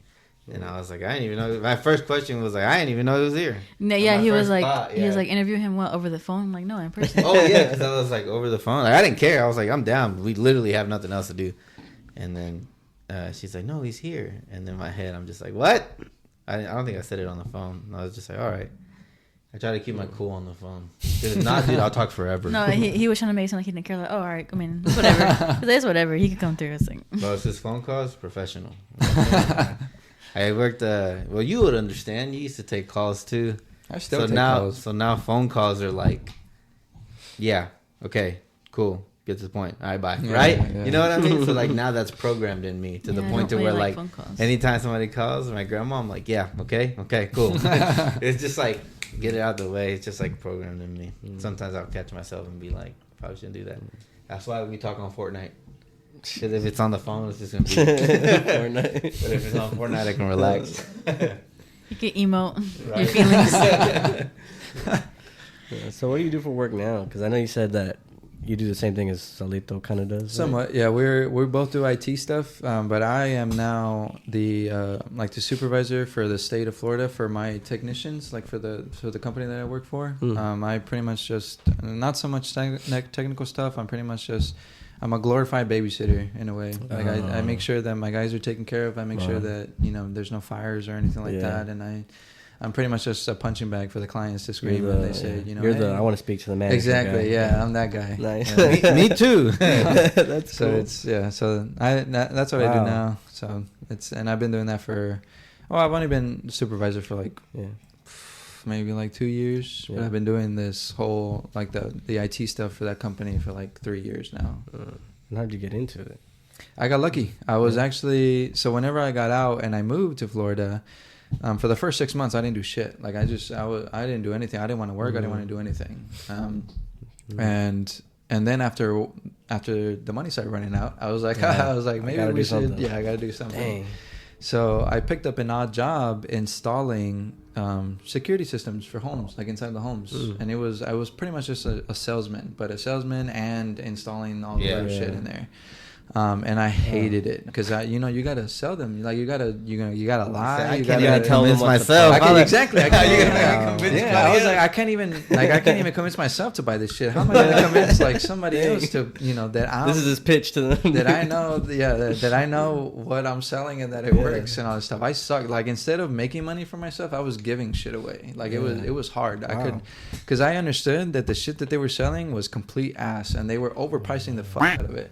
And I was just like I couldn't do it. Yeah, I you was felt like, guilty for selling. Yeah, this I felt guilty and I hated it. But I did it for the money and I did it for like 3 months. And one day I did it for a house. I was scheduled for a house. I went there and the guy, part of, trying to gain their confidence in you to try to sell more is to just open up, like just start talking to them. Yeah. And so that's what I did with this guy. And I was like, yo, bro, what are you doing? What do you do? How are you? What do you do for a living? And he tells me, he's like, oh, I work for the company that I work for now. He's like, oh, I work for this IT company that, that I can do this, that, whatever. And I was like, oh, and then I perked up. I was like a dog. I was like, well, that sounds like something I want to do. I was like, what do you do exactly? And he was telling me everything. And I was like, wow, that sounds like something I really want to do. Like I've actually been studying to do this. I've tried to incorporate it into my life my entire teenage years. Do you think I got a shot? And he was like, based on, he was a cool guy, super cool. I still keep in contact with him. I buy him lunch every time that I go and visit him because I genuinely I feel like I owe him like so much for getting me the job that I have now because of the position that I'm in. Because who knows what would have happened if exactly I could have if I didn't get it out, like who knows what I would have been doing now. But he was like, based on the conversation that we had, I think you'd be a good fit. And he was like, you can always give it a shot. And he gave me his card and he was like, just let him know that I sent you. Just mention me by name, say that I told you that you should apply or whatever. And I did. And he got it like that? And he was, whenever I got into it back in 2022, the company was still considered a startup. Like there was only maybe like 70 technicians, like across the whole company, like who were actually doing shit. And, now there's like hundreds of them, but at the time when I got in, there was only like 70. So everybody knew each other. Everybody was so close, and everybody knew what everybody named, especially the ones that stuck around for a few years. And he was already there he was there since almost the start. He was there when I met him when he was there like maybe 4 or 5 years, I think already. And so they gave me an interview, and they were like, "Oh, he told us that you knew him or whatever, and he's a pretty well. He's your uncle. He's like a pretty well respected guy around here. So we decided they said it without telling me exactly, but they were like, we decided to give you a shot because of that. And I went through the interview, and they called me back like a week later, or a couple days later, or something like that, and they were like, you got the job. I didn't have, at the time, I didn't have anything. I had no work experience. I had no schooling. I had no certs. I had nothing. All I had was just whatever I was able to. It's all about who you know. Like, I cannot stress that enough. It is. I became a stockbroker because of who I knew. They were like, apply. And I was like, cool. And I go to orientation, and there's people like, where'd you go to school? Let everybody know. And I was like, Nimitz High School. And then these people are like, oh, I went to UT in Austin, or I went to New York University. And all these people are coming from big universities. And I'm like, bro, I'm from down the street. Like, that's crazy. And all because of who I knew. It was crazy. That'll get you further than any degree, any cert, anything that you could possibly get. Don't tell on me paper that, because I'm almost done with school. Closed mouths don't get fed. You got to speak up. You got to let people know. Look for people. Stalk people. No, I'm playing. But like, somebody who works in something you want to do, go talk to them, because they might do like what you said, which is crazy, because that happened to me too. I mean, I hated it. I left. I don't want to be no stockbroker. It was horrible. But yeah, it's crazy. Yeah, and then the rest was history. Like I started 4 years ago today, and then or 3 years ago today, and I've worked my way up, up until today. Dang, man. So if you were to move, you would have to leave that job? Well, the lucky thing is that my boss and my boss's boss, they work here. They work in College Station in Texas. We have like a building, a main headquarters or whatever, like a main office building that they all congregate in. Yeah. So, and our coverage spans, and my role spans across the nation, and we actually have like a guy in my position, a supervisor, who is a supervisor for this side of the country, like Texas. I think he's in Louisiana as well, and Oklahoma or whatever. So the possibility of me kind of transferring from where I am now to here is likely, but it's so crazy. But it's it's one of those things where I don't know whether my direct responsibilities will translate when I move here, or whether they'll start making me go back down, coming to the office, or get or pick up a lower job, or I won't have the opportunity to do it unless somebody requires, or somebody retires who's above me, or quits or whatever, or they open up something else. That's the only way that I'll be able to come over here. Yeah. Everything's planning out, bro. It's almost like on the right time you'll come. Like, Yeah, no. It seems like the pieces are set. It's just waiting for something to. It's like dominoes. Like the domino pieces are all lined up. It's just waiting for something to tip it over for everything to fall in line. That's crazy. That's so cool though. I don't know. Me and Val gonna fight this episode. That's why I brought my belt. My WWE. Do you have like my alter ego? What is it? And the Maxine? Yeah, I need the left wing. No, that's not. They tell you that story? No, they didn't. Tell her. So Sal said that a lot. I need the Maxine over and over and over again, but I never knew where it came from. And then I started saying it, but I heard, we need the left wing. And then he was like, what are you saying? And I'm like, I need the left wing. Yes. And then he was like, what are you saying? I'm like, I'm saying what you always say. So that's not what it is. And I'm like, well, then tell me what it is. And he did not want to tell me. He just kept laughing at me. And I'm like, then she called me, right? I did, yeah. But then I started calling his friends. And I was like, can you tell me what? And then he was like, don't tell her. And I was like, oh my gosh. So I called SFL, and I was like, what's that thing that goes, I need the left wing. I was confused. And then Sal was like, I was confusion, bro. Yeah. I was like, what? Yeah, and then Sal was like, don't tell her. And then he actually didn't hear Saul, which is funny, until I told you. Mm-hmm. And then I just hear him go, why'd you tell her? And I was like, oh. Yeah. I was like, my bad. That's a little short story, yeah. That's terrible. He could be my hater sometimes. That's okay. So now when I say it, he's like, not cool. That's the new saying, bro. Yeah. I need the left wing. I don't know how I did it. Do you guys have like a future trip that y'all want to go on as a family? Obviously, probably like not now. They're a cruise Maybe, family. but- They like Cruises, cruises. yeah, cruises are awesome. I just came back from my second cruise ever in my life, like in November, and cruises are amazing. Like you get to see everything. The biggest thing about that won me over was that everything is all inclusive. Like you pay one big fat ass fee, but you get your room, everything cleaned up. You get your food. You get your drinks, water, whatever it is that you need to sustain. I heard that like the only thing you really pay for is like if you want like keychains and shirts. Souvenirs, anything extra. Like you want to get a fruity ass drink, then with the ones that are already there, then you would pay extra for it. But that's it. Like, and everything else is included. And they take you to all the places that you would want to visit. Like anywhere that's you can hit up like 2 or 3 sites in a week or in a couple of days, and then. And they'll take you to all of them, and then you just they'll bring you back home. I've done 2 of those in my life. Each one of those have been amazing. Like the experiences and being able to see everything outside of the country was so cool. This most recent one that we went to in November, we went to Mexico twice, and we went to Honduras. Oh, nice. Yeah, we went to Costa Maya, we went to Cozumel, and then we went to Honduras in Roatan, and it was a great time, especially in Honduras, because we decided as a collective, as a family, like me, my wife, my 2 kids, her brother, his wife, her sister, and her husband, all of us decided to go out into the town and decide to take a tour of where we were at in the island of Roatan, and I knew that Honduras spoke Spanish, but I didn't realize if it was going to be a different dialect or not. Yeah. And it was the exact same. It was the exact same thing. Really? And so a little bit words are different. Obviously the little words, but everything was almost relatively the same. Yeah. And we, whenever we got into the car, the poor driver was like talking to us through like Google Translate, and he passed us the phone to the back. Yeah. And they started reading it. They started reading it out loud, and he was like, he's trying to communicate and explain. And then I just flat out just started speaking to him in Spanish. Man, his heart dropped. And he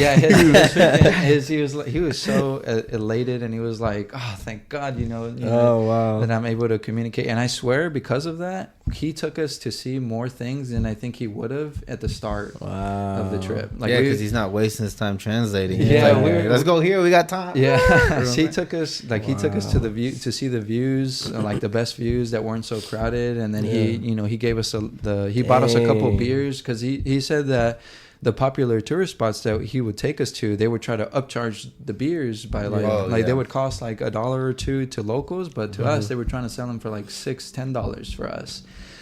So he told us, I'm going to take you up here, don't buy anything that they have. If you want it, I can take you to somewhere, and then I can buy it for you, because they'll give it to me for like $1 or $2. It's the same thing when you go to Cancun, bro. Yeah, I feel like it's everywhere, honestly. Like, you gotta wear Ross clothes over there, bro. You can't go in with nothing else. Dude, for real. Yeah. Like, if you go in with anything else, they're gonna be like, oh yeah, the shirt $23, but everybody else like $4 or $5. Yeah, and it was fun. It was a lot of fun. It turned out to be like a great trip, an amazing trip, and we had a lot of fun. And I got to take, my kids have gone on the first boat, have gone on the first cruise. They've already been outside of the country.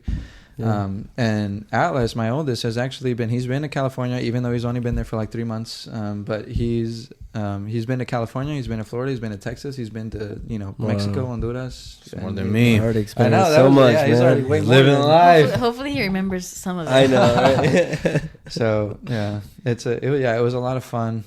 We've gone to Washington D.C. with the kids to see all the government shit. We've actually gone to a snow place in Tampa, which is like 3 hours away, called Snowcap Ridge or something like that, and it's pretty much an artificial snow place that they give you like a dome that you can play snow with, and you can slide down the slides. like you would in an actual snow mountain. And we did that for my son's birthday, and he was all about that shit. Going down snow while you're sweating. Yeah, it was. It's like crazy, bro. Like you could go in the little dome, like in the little dome you see over there. It was filled with snow. It was cool as shit. And you would go in there for however long you can tolerate it. You can come outside, be warmed up, and then go back in whenever you. So cool. People be coming back with a fever. They be coming back sick. Their body's going hotter and more. No, it was a lot of fun. My kid, and the biggest fear for me is that my kid, he's the oldest. He's still not tall enough to ride any, because the rides are usually like you have to be like 40, 42 inches tall to be able to ride it. But he is all like for that he couldn't have righted it. But the kids who were manning it, they didn't give a shit. They were just like, you're supposed to go over there, and I'm like, all right, I'm gonna take my kid here anyway. and he was all about it. Like he was going down those bits, and they were fast, like they were fast, bumpy and shit. But he was having the time of his life. Wow. Like he was having so much fun using all that the slides and playing with the snow. Yeah. That's so crazy. Yeah, and it was a good time. One thing we get snow here now. For real? Yes, bro. I mean, in the winter, there's usually like a day or two. Where it's a week now. Yeah, I've seen that. Just not this year, which is he stayed with us whenever it snowed. It snowed. Yeah, well, it was like a little flurry, but there were some that stuck to the ground, and it was funny because that build snowmans now, not ice man. It's actually that was before. So whenever we came here and it snowed, that was before we went here. Yeah, so that was kind of like a little prequel for him. Yeah, to be able to. That's so fun. He's gonna see real snow and then the fake snow. Yeah. And that was for his birthday, right? Yeah. Huh? That was for his birthday. Yeah, right?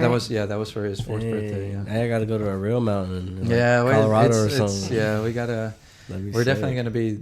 We're all about like whether we're not gonna baby you and tell you that you can't go on this little dangerous thing or whatever. Yeah. It's like you're gonna break some bones. You're gonna be with us. Yeah, you're gonna be with us on all the things because we're not we're not splitting up and doing this whole You guys go over there. We go to the kids section. Yeah. You gotta give him the full experience. What if he was genuinely scared though? Like he just didn't want to. What's that? What if he was genuinely scared? If he was genuinely scared, we wouldn't force it on him. But he for this stuff, we were hyping. A lot of it is perception. Like we hype him up for everything. We're like, this is gonna be so cool. It's like with babies, whenever they fall or something, as long as everybody doesn't acknowledge it, they won't cry. Like if they just fall. That's like the same. Yeah, it's like the same mentality. But it's like, do we just hype him up and be like, yo, this is gonna be so much fun. We're gonna be able to, we're gonna go down these slides. You're gonna see snow and all this other stuff. And he gets hyped up too. That's and then dope. Is he a little bit relentless? Probably. Is he anxious? Maybe. I was like, but all that hype in his head, and we're like, you're safe with us as long as you're with us. Yeah. Then he'll express that energy and have that same ball of fun whenever he actually does it. And he was going nonstop, like every single, I was getting to the point where I was like, bro, I can't keep up, like this shit, I'm tired. Like, let's take a break. And he was going back and forth. Like me and my wife would switch off. Like she would go with him and he'd go all the way down and up, and when she got tired, then she would switch with me and he'd keep going and we'd keep going. Me and him would keep going up and down, and it was a lot of fun. That's dope. Oh my god, that's so funny. Fun. That's crazy. It looks pretty cool. The place looks pretty cool.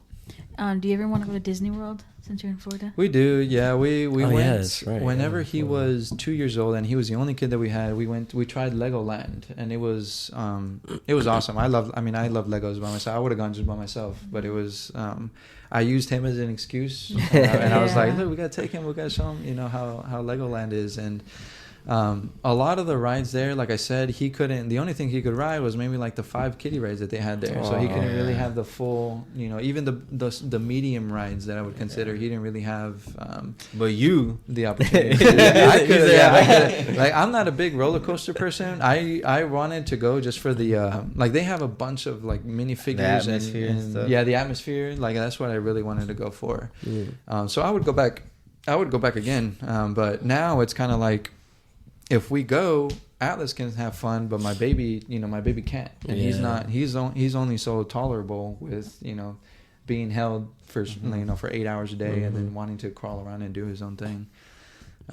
So it's kind of right now we're just kind of gauging where finding the right thing to do. Yeah, finding the point where Atlas is only going to get older and he's only going to be able to do more stuff. But now we're waiting on the baby and waiting until he gets old enough to where he's not stuck. Not being able to enjoy the same things that because it's that split that I don't want to happen. Like I don't want my wife and the baby to stay down here while me and my son go have blast. Yeah, exactly, and you know, and that back and forth. Yeah. Oh my God.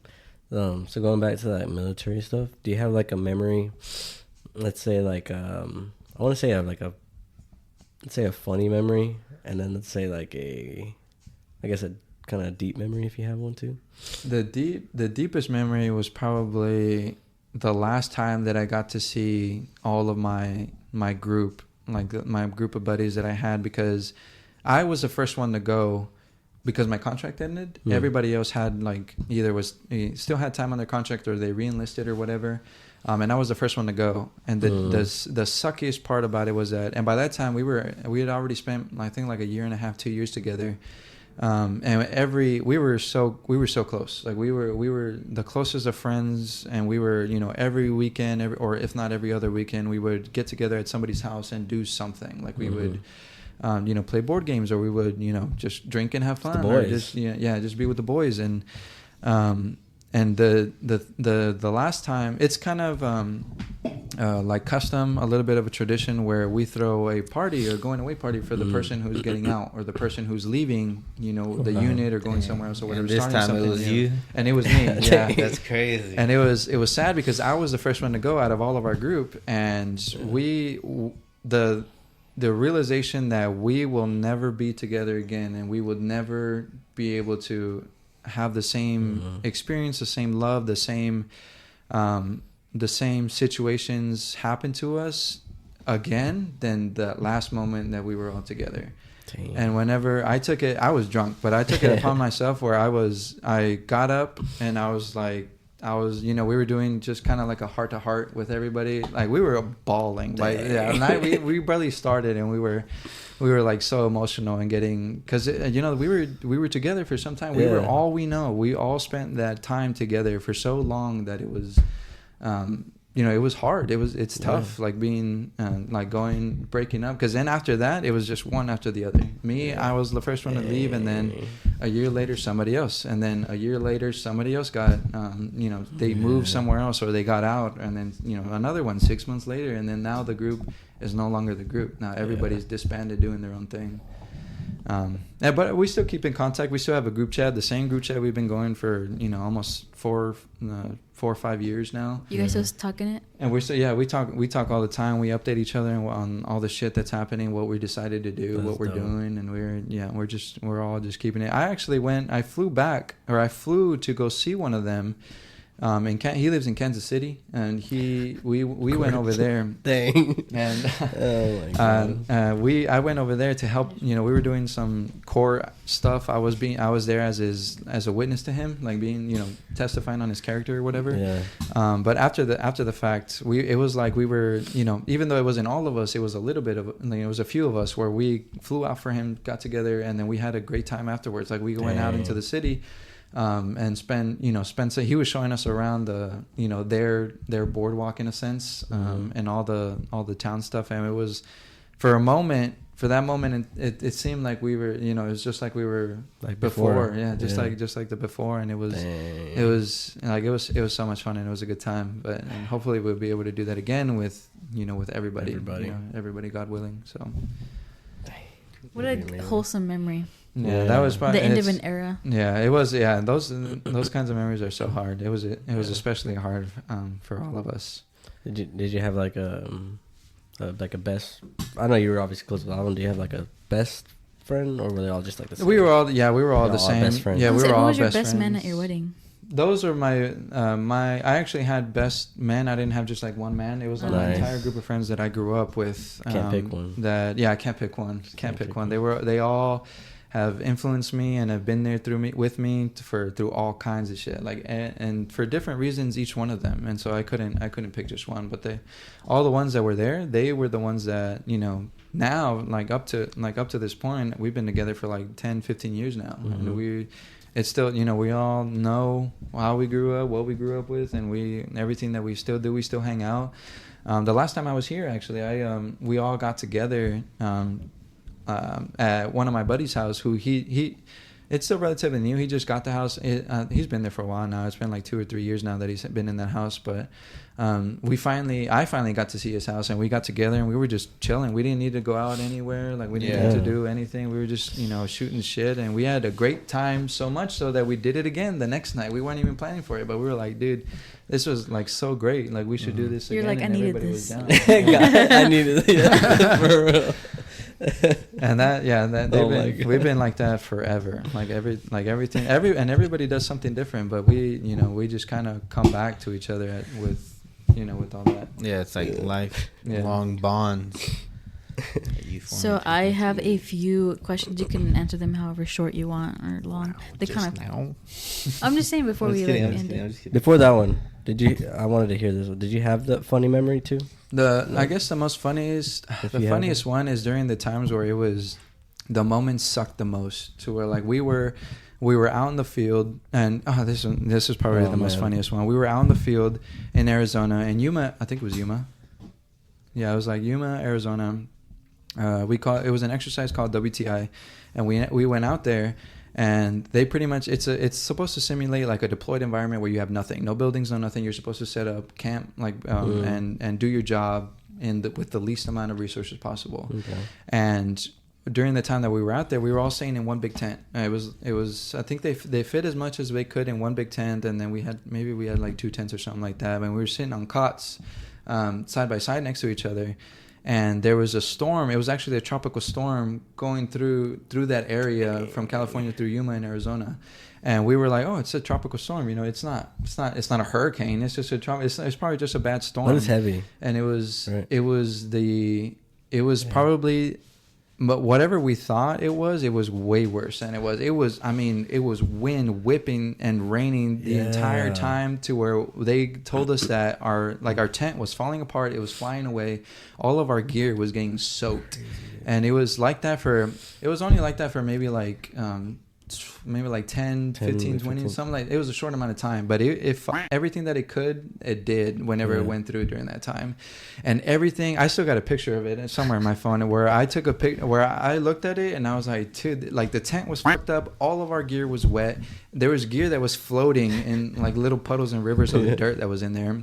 And I took a picture of myself, I looked at it and I was like, dude, this is unreal. Like, did this really just happen, where everything got up? And the funniest thing was that we all laughed it off, and we're like, dude, that was so fucking what just crazy. Happened? Yeah. And then we all got in front of our fucked up tent, and we took a group photo together. And it was like insane. find the good hilarious. times and like. Yeah, we were finding the good, like the good in the bad situations, and that's pretty much all the military is trying to. It sucks for everybody, but the best thing that you can do is find the good things and find the best things. That was the funniest shit that I think that ever happened. Yeah. Like, at least that I can remember. That's funny you say that. I drove to California with 2 guys, like. Your tent got messed up too? No. Towards the end of last year, we drove to California from here. And surely enough, from Arizona to California, I remember mentioning, there was like a 10, 15 minute of just downpour. Like, we couldn't see in front of us. Like, he couldn't see. He was just driving like 5 miles an hour. He's looking. And we're like, what the hell just happened, those desert bro? storms are crazy. And then, we just cleared up like nothing. Yeah, just after driving wild. for like 2 or 5 minutes. Yeah, it just I would have been scared. Yeah, I was scared. Because it didn't look like Omar could see. Was it Omar? There was cars in front of us too, and then bikers going by us. I don't know how they survived. But when was that? I don't remember. We went to go pick up a toolbox from over there, but we were driving. I was like, bro, I can't see anything. How is he driving? And you're like, nah. He just drove really slow, and we made it. Cars were pulling over and stuff, but he locked in. It was crazy. Never seen that. Damn, that's a bad signal. Yeah. You go ahead, bro. Syndrome. No, just because we're keeping towards the end, I kind of wanted to just do like last minute ones. Yeah. Oh, you're ending it? No, bruh. What would you say to your past self, 17-year-old self specifically? I would just say wait it out. I would tell him, just keep doing what you're doing. I was like, it's all gonna get better. Just keep holding out. Don't, whatever it is. Yeah, just give him hope, because at that time I could have turned to anything and it would have been game over. But not knowing what was gonna happen, I was just sticking to it. I was just, and that's what I would just say. I was just like, everything that you're going to do, just do it. I was like, whatever you do, just don't give up. Just don't turn to everything else that you do know. Yeah, that's good. That's a good one. I would just be like, Don't give up. Something lame, but that's a good Don't one. second guess yourself. And then my second one was, what's your big takeaway from like all the trauma that you've endured and still continue to endure? My biggest takeaway is just don't let it, like, at least to myself, is that just don't let it consume you, because it was, for a long while, it was eating at me pretty heavy. And at one point, you know, like I said, it's happened so many, it's sad, like it's happened so many times I've become numb to it, but it's the biggest takeaway, like I said, is just, you know, learn from it. Just know that that's something that you know for a fact that you don't want to do. I was like, so whatever you do, just don't do that. Yeah, that's good. Those are my two. You guys can go. That's it. I want to ask something. Yeah, you go ahead. You do not have to answer this. Okay. When you were gone, Jeff passed away. And I sent you a photo. And it was like the hardest thing I ever had to do. How did you deal with that? Knowing that, like, one, you couldn't be here because you were out there. And two, just like, I guess I just want to get your thoughts, just because, like, it was heavy over here. It was, yeah. It was heavy over here. So. Yeah, the first thing that ran, because I remember that call vividly. You called me. I was actually on duty. I was at my school for the Marine Corps that I was, for the job that I was going to do. And I was actually on duty that night. And I answered your call because I was like, why is he, you know, you never call me. I was like, why is he calling me now? And so I picked it up and I was like, hello? And he was like, dude, I got to tell you, you know, Jeff passed away. And I was like, what? Because that was the first real death that I've ever I've ever experienced where it was somebody close. Like I was down the street. We slept. It was down the street. We slept over at his house. We were together. We were a group. We were a church group. Yeah. And I couldn't wrap my head around it. I was like, what? I was like, what do you mean? That's what he did. I was like, he was with us. He's one of. What do you mean? He's one of us. And whenever you hung up, I had no idea what to do. I was like, I didn't know what to do with myself. I was like, should I leave? Should I go back? Should I, what do I even do? Like, what do I even do with myself? And now what I do now is that, because after God rest his soul, after him being my first one that I've ever had to deal with, just as life went on, I've dealt with more and a couple more. Yeah. And the only thing that I do, or the biggest thing that I try to tell myself, and the biggest thing that I want to pass on to my kids, is that even though death marks the end of someone's life, it starts something, a bit from death starts new life, and that you can either choose to forget them, or you can choose to continue, their memory and their, by speaking of them, telling stories of them in a good light, and making sure that they're, that they don't get forgotten. And that's what I've been doing, what I have been doing, what I want to continue to do is pretty much, after somebody I know is lost, I just pretty much try, I mourn, I do my own thing. I let it, whatever emotion I got, I let it out and let it happen. And then, the next step is pretty much just like, okay, he's at rest. The best thing that I can, because eventually someone will ask, they'll be like, who's your friend, or who's that guy? And be like, oh, he's no longer with us. Yeah. But the memories that we've had of us doing this, that, whatever, and then that they live on through me, through my stories. Yeah. And that's the most that I can do for myself, for them, for for that kind of, that heaviness, that kind of like gone, just the idea and the realization that they will never be, you will never hear their voice again, you will never see them again in person. And it's the most that I think, in my opinion, that I can do for myself is ensure that they live on through the in your memories that I tell them. Yeah, that's crazy. I always wondered, just because you and Gabe were in, and I was like, dude, I had to call like 12 people that day, and I was like, do you need me to pick you up? And I held it in for the longest because I couldn't. Yeah. You know, I've always been seen as like the leader in a way. So if I was to break, everything else would come yeah, down, it was hard, dude, and it was wild. And then I just remember you and him sending me like a message to read to him because I told y'all that he could still hear. They said. Oh yeah, like, but when he was in his coma or whatever, whenever they were keeping him alive. And I remember I read the messages, and that was hard. And I sent a picture.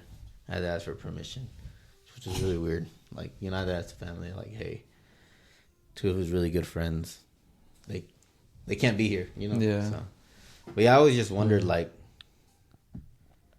not being able to like come over here and like it's hard, it's tough. Definitely something that that's why I left, just because I never want to have to be forced to, you know, stay in a place where I don't want to be at the time, you know, with everything going on around me. Yeah, that makes sense. Yeah. You got a question? I got two. Go ahead. Sorry. My bad. They make it gloomy. No, you're good. I just made sure to write it down. That's deep because I can't even imagine like if a close friend, like one of my close friends, if I was away or something, I'd probably think the same. Like it's a close friend. Yeah, because we used to like stay at his house and or meet do up I? every day. Because it's a big part of your life. That's the reason I made this. It's like people go through things, and I want people to know like you're not alone. You're not the only one going through stuff. Like people like you have gotten out of these traumatic situations, and there is a light at the end of the tunnel type thing. And that's pretty much why I even made the podcast to begin with. So that's fine. One of them I was asked, I want to say, was there ever a time like when you were in the military where you felt like you wouldn't be able to do it or stick with it? Yeah, day one of boot camp. It was they rocked my shit. It was never experienced anything like it. Never done anything like it. And they seriously do strip you. At least in the Marine Corps, they strip the shit out of you. Like it doesn't matter who you think you are or what you've done. I was like, everybody's the same. Everyone's the same little, you know, piece of shit that they get to do whatever they want. It was day one. I knew. I was like, this shit is way too much. I was like, I thought for whatever it is, like whatever I thought that I wanted to do or gain from this, it was way more than I bargained for whenever day one hit. And it was tough. I was as soon as that happened, I was like, I'm not doing this for another, you know, I'll do my time. I'll do whatever I can to survive and make it through. But after this, I was like, that's it. That's it. Yeah. I'm getting out. I'm not, this is way too much for, it wasn't even something I wanted to do. Like it wasn't like the entire time that I was doing the job, I made good memories. I had good times and it taught me a lot, but it was something that I didn't want to do in a profession that I didn't want to continue. And it was taking me away from things that actually mattered to me. Like it was pulling me away for weeks, months at a time. And it's time that I never got back. Like it was just time that I essentially wasted, but, for, in relative to the things that I wanted to accomplish. But it was after my contract was up, I was like, yep, that's it for me. That's all. Some people are like, all power to them. I believe that it's good for some people and it's great for others, but not for me. Like I decided that for myself. That was, it was not for me. That makes sense. What made you pick the Marines? It was the only one that called back. Oh, really? Yeah. I applied for the Army, the Navy, the Air Force, and the Marines, just because on the website it's super easy. They were the only ones that called me back. Wow. And I decided, I was just like, okay, you guys are the only ones, so I guess I'll go with you guys. Wow, that's pretty crazy. And then my last one, it's kind of like double. Do you have a favorite memory with your wife? That's a hard one. The second one's kind of the same thing. It's what about with your family as a whole?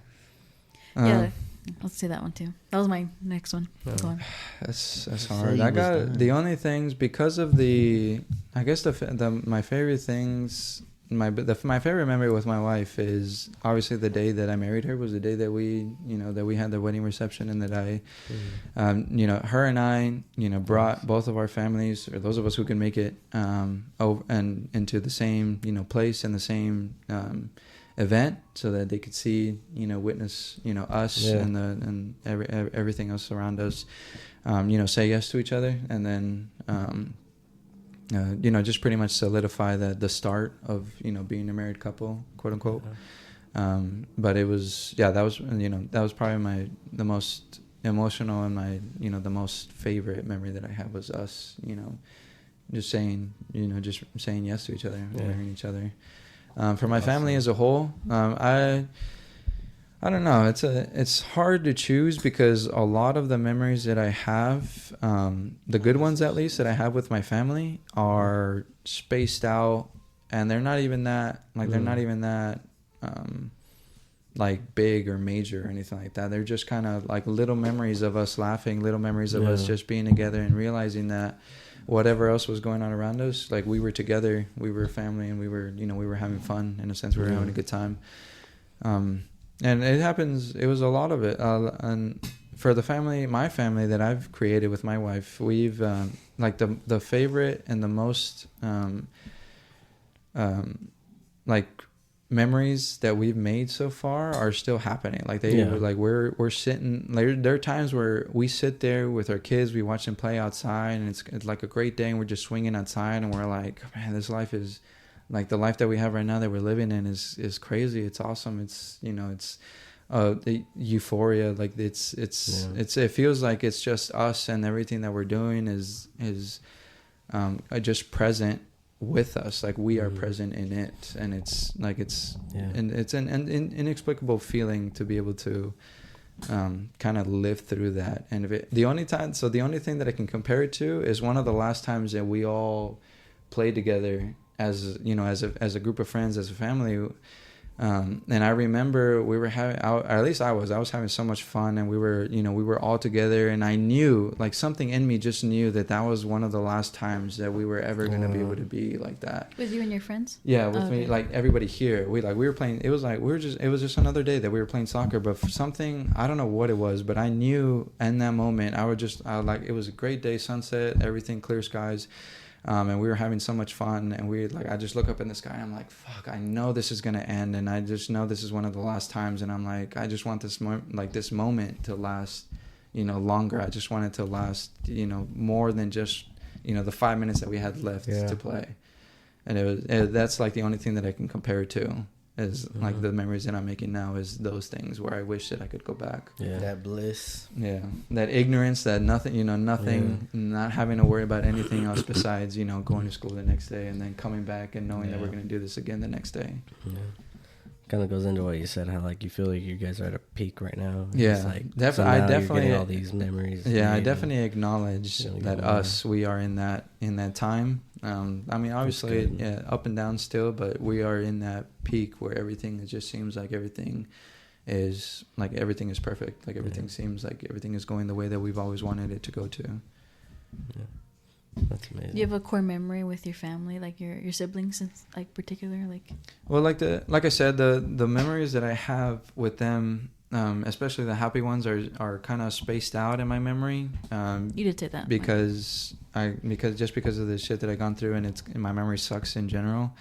But it's like I can't pick one. Like all of them give me the same feeling. The same feeling of being like happy with them, and it's like super random stuff. Like it's like a moment in whenever we went to SeaWorld and we were all laughing and we were on vacation or whatever, and those are those 2 seconds in my memory just replay, and it makes me so happy. And then I get the same thing in another memory of where we're just sitting at like a Whataburger or like a Fuddruckers or whatever, all together, just having a good time, goofing around, just knowing that in that time, whatever was going on outside of us, we were living in a time where everything was great, everything was happy, we all loved each other, and we're having a great time.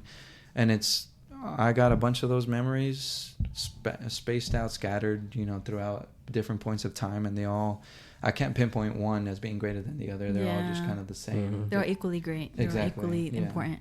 Yeah, that's good. Which, by the way, Sal won't stop talking about footworkers. He keeps hyping it up.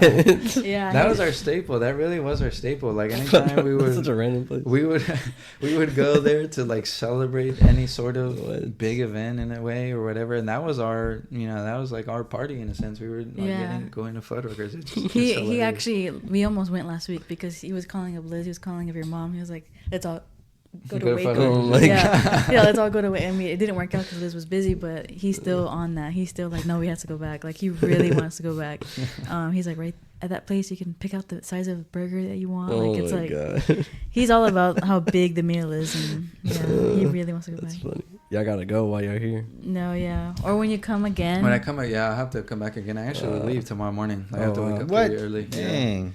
I only came here for today, and then, but I'll be back. I'll be back in like a month or two. Whenever Lisa gives birth, I'll be here. But she's due any day. Do you have a ticket already? Party.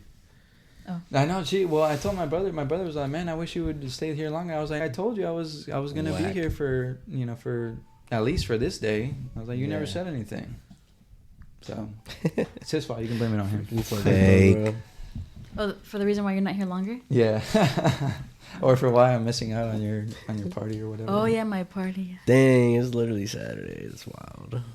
Literally, like in 2 days. 2 days. Blame him. He said that you were already like planning to be here for only a day though. Nah, I would have been here like for the weekend at least had I known that you were. He told me it was your wife's birthday on the 24th. On the 24th of what? This month. And I was like, we all thought it was Delaney's birthday on the 24th. Birthday's in 2 months. In May. I know. I nah. her. Hate comments to Saul. No, so we do not promote hate at this. I'm gonna roast them. This is a a good podcast. No, I texted her. I was like, "You're in Aries." Mine's on the 26th. That's why. And she was like, "No." She's like, "It's in May. I've only been here for 7 years. I thought like you guys would know." And I was like, God. But she posted that with a picture of the birthday chart. And then she was like, it was this whole thing. She was like, direct relatives get a heart, and then she was like, and if you're married into the family, you get a circle. And then I was like, bro, I'm gonna get a circle. Definitely. But other than that, is there anything you wanted to say? Any shout outs? Any last words? No, I think I've said way too much, but but regardless of everything, I appreciate you guys putting all this stuff together and for getting me on, and for just making time for me just like all times. Appreciate you being here. For real. What's advice? Give one advice to people who are listening. Oh man, advice on.